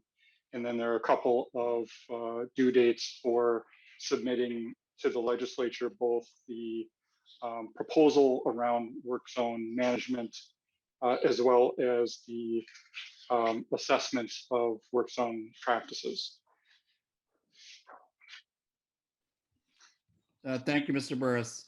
Are there questions on this provision? And I might lean on Vice Chair Cagle a little bit here, since our House author is not on the committee. But again, we've had a lot of discussion on our side, on the House side, both in 2019 and 2021 on this matter. So if there are questions, we'll do our best to answer them and, chart a course for further activity on this provision. Mr. Chairman. Chairman Newman. Thank you, Mr. Chairman. The idea of having, we look at safety in the work zone, I think is really a good idea. I truly am. It strikes me as being very similar to taking steps necessary to protect children when they're getting on and off a school bus. Those are also, it's a confined, dangerous area, as is a work zone. The specific thing that is of concern to me is, and I recognize that we're talking about an advisory group or a report, but specifically, the language calls for the commissioner to develop a pilot program to enforce speeding violations using automated enforcement systems. And before we direct the commissioner to explore a pilot program using that type of technology, I think I would really want to see what our judiciary committees, our respective committees, have to say on that issue. And I say that specifically because it wasn't too many years ago, we had red light cameras throughout the state of Minnesota. Ultimately, the court system, the Supreme Court of Minnesota said, you can't do that. That's an unconstitutional way to enforce speed laws. And so my concern is that we're going to spend $12,000 out of the Trunk Highway Fund to at least in part develop a project or a pilot program that might be illegal from the get-go. And I think we ought to answer that question before we direct the commissioner to implement the development of the pilot program. So that was really my concern. I think it's just an excellent idea, but I'd like to see an answer to the question on the use of automated traffic enforcement before we direct the commissioner to develop that program. That was my concern, Mr. Chairman. Thank you, Chairman Newman. And I'm sure that advocates for this program will weigh in directly with us in the coming days and answer that question. It's certainly legitimate, and I know that this is again an issue that many of our transportation interested folks in the contracting community and others have brought to our attention. So I appreciate that that question, and we're certainly open to figuring that out. I am not 100% sure that it was that the question on red light cameras was deemed unconstitutional per se, but I know that it's currently not in our law. So that would be a consideration if red light cameras were used in this context, and maybe council can verify that my information is accurate there. So are there other questions or comments even about this? Again, members, this is we are not taking action on this question today, but again, having discussion. And so again, the types of questions and concerns that Chairman Newman is raising are exactly what we would like to surface here. as well as those who might want to weigh in on the problem. As Chairman Newman mentioned, we do have a problem with fatalities that appear to be on the increase in work zones. So, members, any other comments? Senator Jasinski. Thank you, Mr. Chair. And so I actually have a brother-in-law who does road construction. So I'm very, have the same concern about safety out there. So I definitely have the safety. I'm along a little bit of the lines of Senator Newman. A couple things. Number one is, again, spending money, not knowing if it's actually legal for us to do that. And then secondly, the overall cost after a pilot project. I mean, this is a lot. I'm assuming these machines and equipment to do this are awfully expensive. We have state patrol out there now that do patrol and watch for those things. I've seen them patrolling that in speed zones and in work zones. So again, along the lines of Senator Newman's concern over the cost of a study at 11,000 or 11,300 legalities, and then the implementation, if they do look at it, what the cost across the state would be for this type of equipment. It sounds very expensive, and it's money that would be taken away from our roads and bridges. Again, I understand the concern of the safety because I do have a brother-in-law who works construction, and I know that, but it doesn't, I assume it would have a large fiscal note if it was implemented across the state. So those are my concerns, but I definitely agree with the safety issue. So thank you, Mr. Chair. Thank you, Senator Jasinski. And it is my understanding, again, it's a pilot. So, while there are costs to that, it's really limited to that. I also understand or recall that there was a legal, to address Chair Newman's question, I think there was some legal analysis required in the provision as well, since that's a question that has been raised. Okay, let me just check here. I see lots of hands. Representative Elkins, followed by Representative Cagle and Representative Petersburg. Thank you, Mr. Chair. Yeah, so I was a city council member in Bloomington when the state did its last red light camera trial. And so I have vivid recollections that one of the cameras was set up at the corner of American Boulevard and France Avenue in Bloomington. And what was noteworthy was that the camera ran out of film within 2 hours of it first being set up. So that tells you how long ago it was, because there was actually film involved. But I do think we should have staff look at the constitutional issues, because it's my recollection is that it wasn't a constitutional issue at all, or we wouldn't have been able to do that trial either. It's just that current statutes require that if you're going to issue a ticket to someone, that the crime, the traffic violation has to be witnessed by a human person, the human person who issues the ticket. And that's the legal issue, I believe, right now. So I'm pretty sure we should have staff to confirm this, but I'm pretty sure there isn't actually a constitutional issue with us using automated red light cameras or other automated enforcement. Thank you, Representative Elkins. Vice Chair Cagle. Thank you, Mr. Chair and members. So if you look at the language, it says that the work group would be evaluating existing legal authority for strategies, practices, and methods to reduce vehicle speeds. And so and I was just texting with some of the advocates on this to try and get some clarity as well. But the work group would be bringing recommendations. The work group would be bringing recommendations, and State Patrol in on it. And so I don't think there's actually going to be any kind of citations. Right now, this is just a pilot program to see, how it can be accomplished. And so I believe that's kind of what I'm getting here. If anybody knows better, please correct me.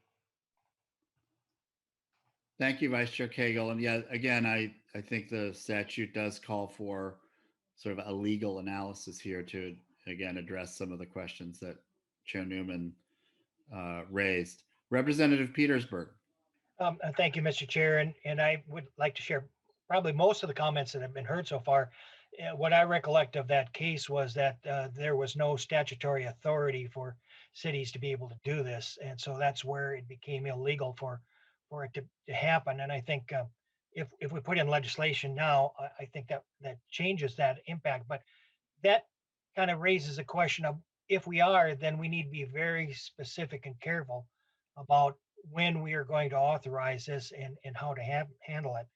Right now we allow for individuals on school buses, when they see somebody running the stop arm, and there are even cameras now that are being provided for to do that, in which tickets can be given within certain parameters as well. So we are getting into a situation where it's important for us to be able to enforce safety around our staff and members of the construction industry. And if you've ever driven by, and we do that every summer, we drive by work zones all the time, and people are doing 55, 60 and a 50 or whatever. And when you realize how close you are to somebody that's working next to you, and a flat tire or somebody in front of you swerves or whatever, in an instant that can happen. And so I think it's important for us to do whatever we can to provide for the safety, but we have to do it in a way that also protects everyone's rights and ability for privacy, et cetera. So I think all the questions that have been asked and raised so far are valid and things that we need to certainly work out. Thank you. Thanks, Representative Petersburg. And I appreciate your comments on this as well. And we have one more on the list, but certainly would invite others as well if you want to weigh in. Senator Bingham. Thank you, Mr. Chair. I think this is a very important topic, and it is something that, as construction season is starting, is obviously going to be front and center. And I think it's a worthy discussion. I do share the sentiment of that judiciary civil law type committee should probably also take a look at this. And I didn't catch whether that happened in the House. But two other things, and I don't want to go down a rabbit hole, but I think there's a little bit of a difference between live cameras, like surveillance camera that's going through, versus still shots.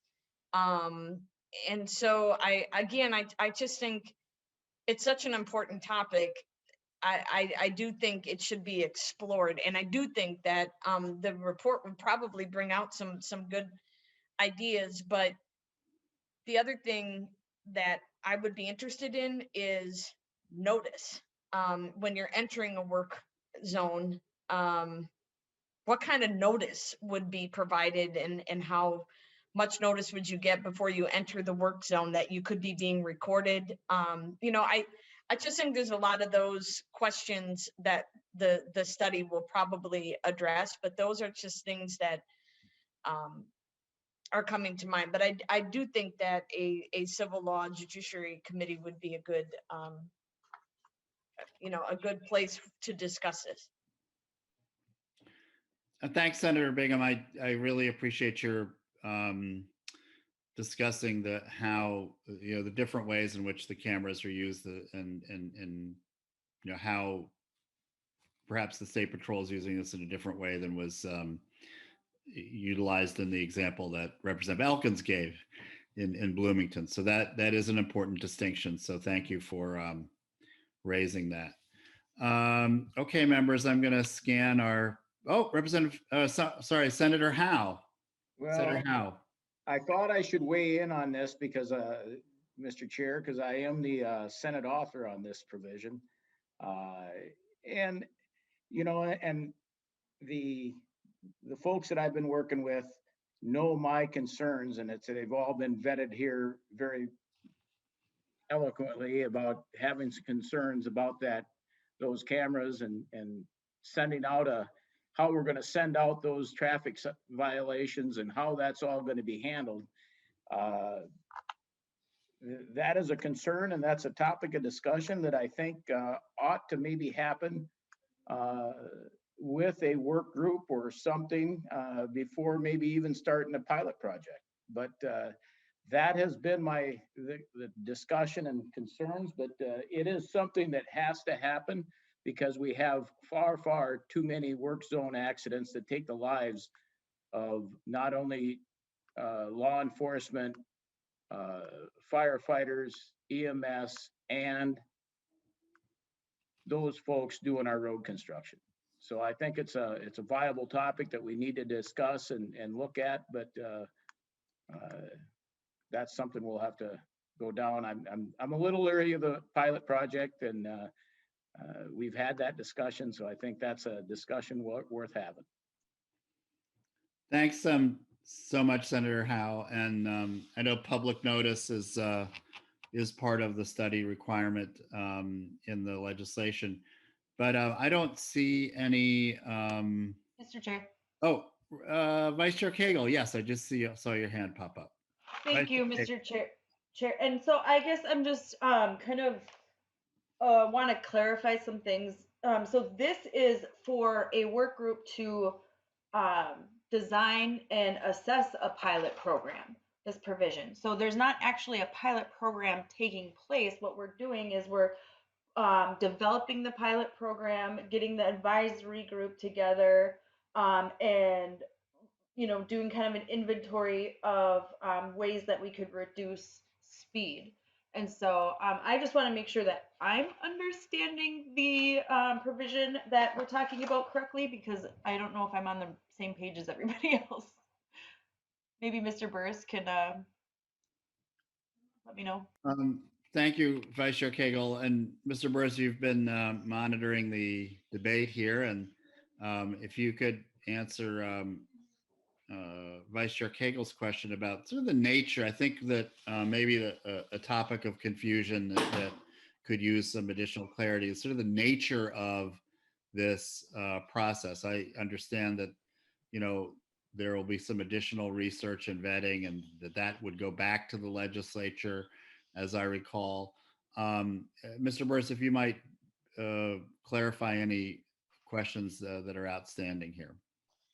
Mr. Chair, Representative Cagle, I think you did lay out the essence of it, in that the directive would be to develop a pilot program proposal, not implement the pilot program. And so the legislative requirements include identifying, legal barriers, policy considerations, work zone locations. And so kind of answering some of the questions that have been raised in the conference committee here, and those would be elements that would be included in a proposal, and then that proposal would have to be submitted to the legislature, and then it would include proposed legislative language.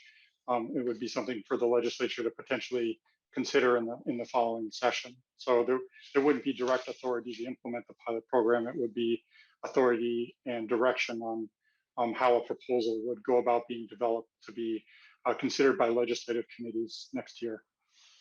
Mr. Chair? Senator Howe. Yeah, that's on line 125.10 and 125.11. Just for if people want to look at it, but that's where it's located. Thank you. So in other words, it's a proposal for a proposal. Maybe that's kind of how a good way to the Cliff's Notes version of this provision. And Mr. Chair? Vice Chair Cagle. It seems like a lot of the questions that have been raised by the conference committee members this would allow a deep dive into those questions so that we could get answers to them, and maybe next year come back and actually address those questions.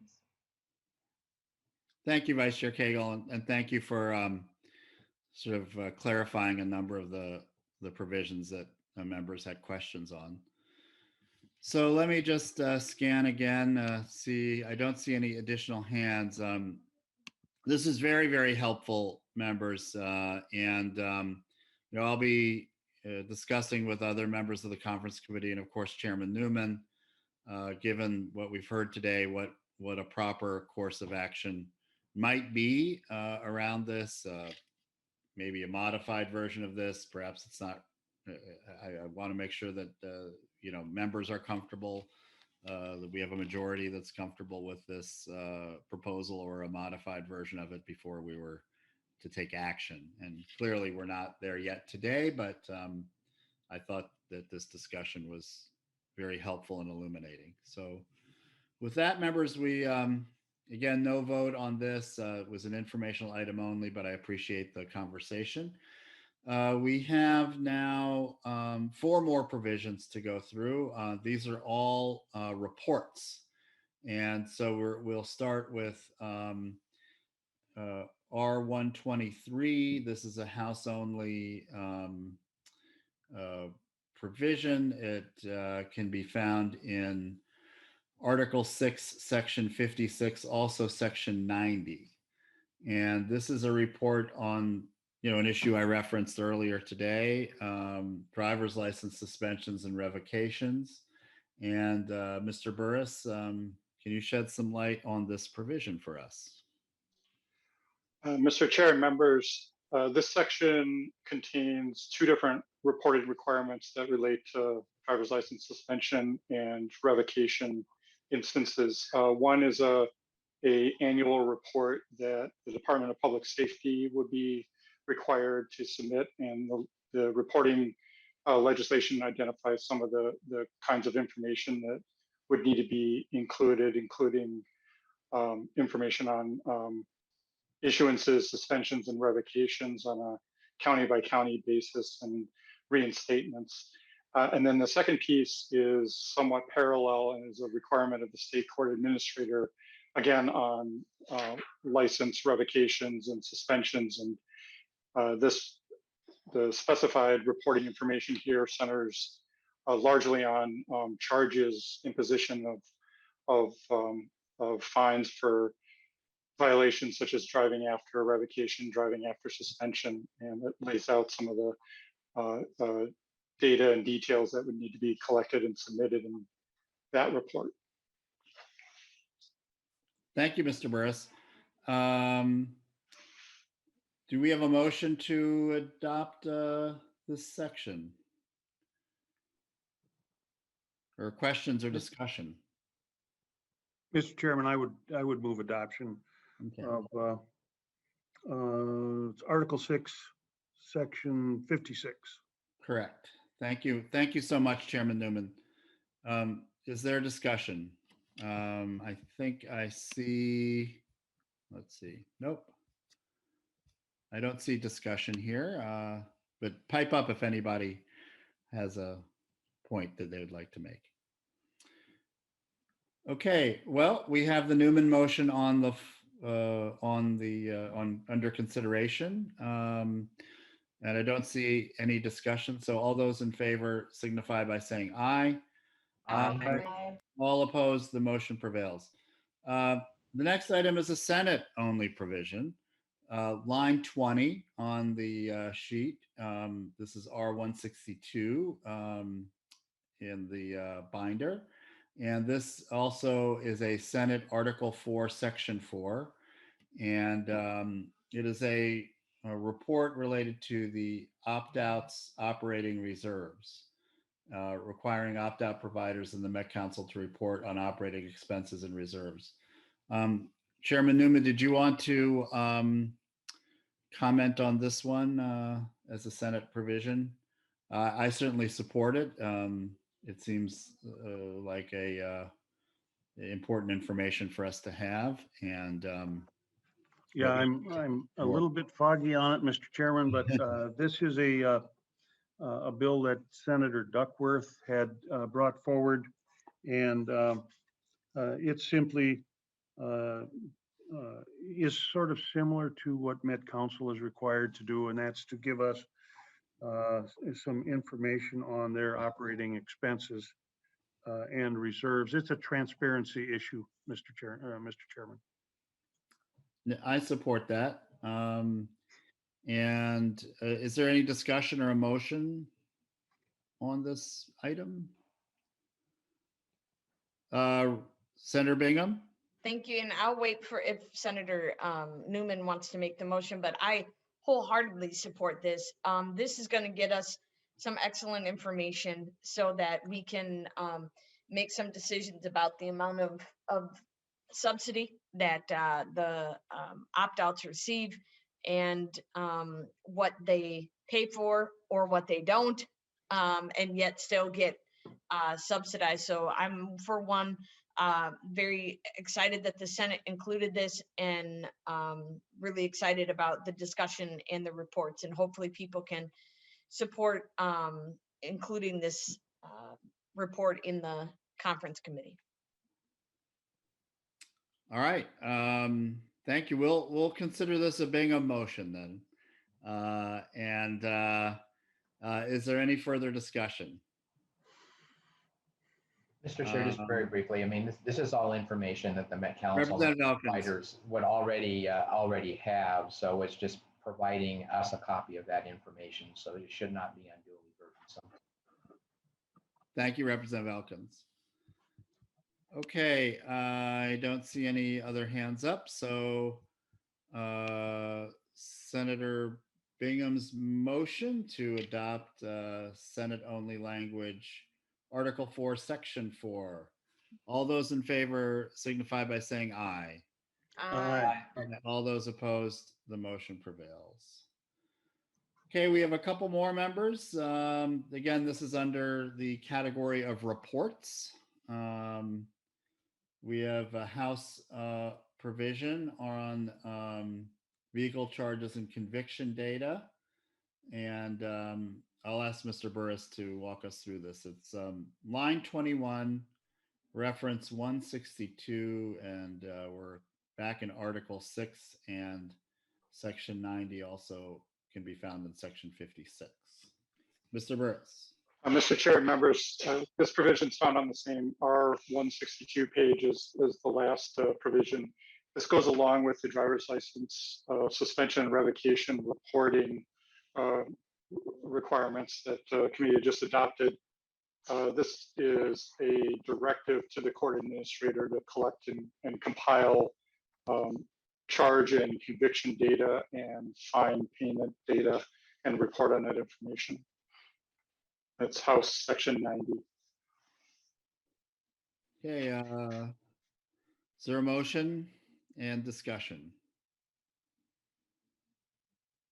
I'll make that motion, Mr. Chair. Thank you, Vice Chair Cagle. Discussion to the motion then on the report on vehicle charges and conviction data.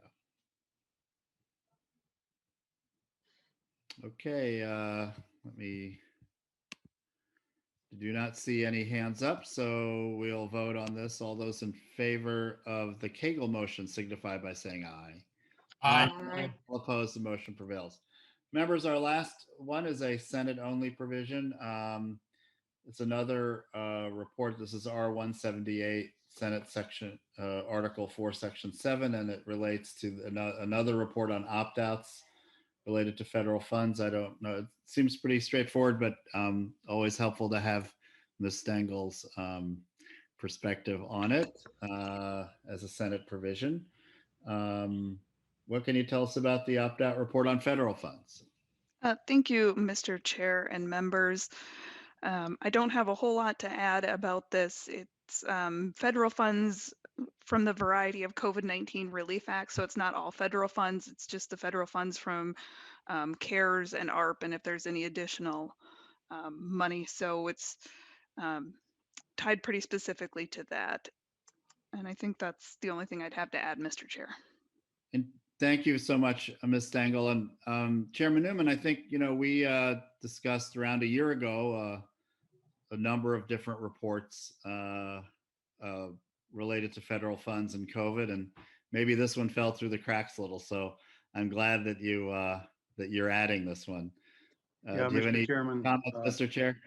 Yeah, this has to do with opt-outs. We're requiring all of the state agencies to give us report on those federal funds. This simply pulls in the opt-outs to do the same thing. Yeah, very, very good. Very good catch on that one, Mr. Chairman. So a motion then on our last item of the day. I would move adoption of Article 4, Section 7.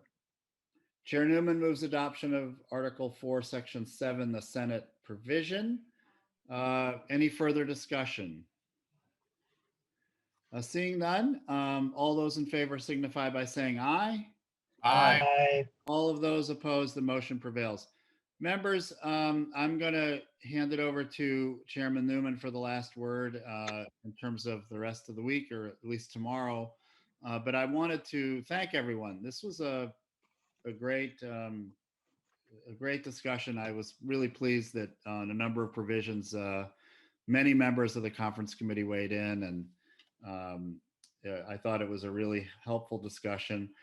We adopted 21 provisions today, and we continue to move along.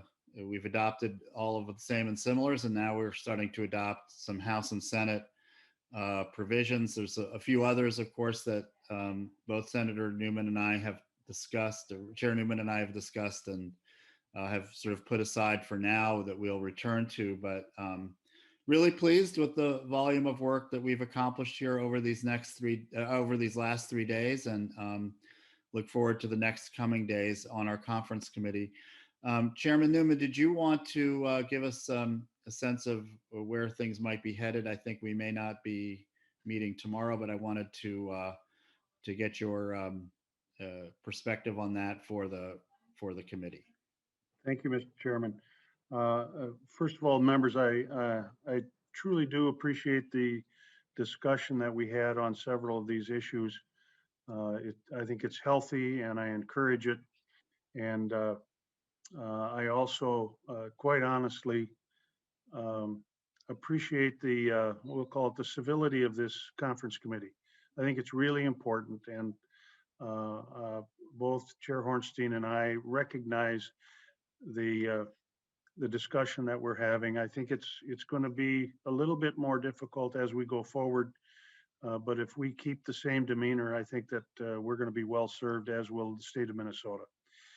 Members, tomorrow the gavel goes over to the Senate, and I think that we've probably gone about as far as we can for the time being on some of the easy things. So we're not going to meet tomorrow. You get a day off. But Chair Hornstein and I will not have a day off. We intend to sit down and meet and talk about some things. And we would then come back on Friday. And I don't know, Mr. Chairman, whether you have made any decisions for Friday or not. But as of tomorrow, members, we will not be meeting. Thank you, Mr. Chairman. And depending on what Chair Newman and I, we will have some pretty extensive discussions about moving forward and the number of provisions that are still out there, of course, many, and that will require more debate. And so we're going to set out a process and timeline for that as best we can. On Friday, though, I have a tentative plan that I wanted to make sure people were aware of, and I've given Chair Newman a heads up on this as well. The House will have the gavel. There may be some provisions that we may adopt or have some discussion on, revisit from earlier this week, or some new ones that Chair Newman and I can identify. But I did want to have an informational hearing on an item that is very important to the House that we have had quite a bit of discussion on, and I do believe has some potential for a bipartisan interest. It has to deal with arterial bus rapid transit. It's a transit mode that we are increasingly looking at here in the metro area. There's 2 lines that have been successful. Many more are in the planning stages. And so Chairman Newman and I had a conversation about this, and felt that this might be a good informational item for both the House and the Senate. House members can have had some exposure to this, but it's never, it's always a good thing to have a review, and it may be some new information for the Senate. But bus rapid transit, and particularly along arterial roads, has enjoyed bipartisan support, both in Minnesota, but also around the country. So hopefully this will be informative for people. We don't anticipate it to be the entire hearing, but I do plan, we will have the Met Council in on Friday, and perhaps some others from the public who may want to weigh in. We'll have that set aside for a portion of Friday's hearing. So we won't meet Thursday, but we will meet Friday. And then Chairman Newman and I will let you know on Friday the plan for the coming week. So, Chair Newman, anything else? Okay. Well, members, again, thanks for a good discussion. And with that, our conference committee for today is adjourned. We'll see you on Friday.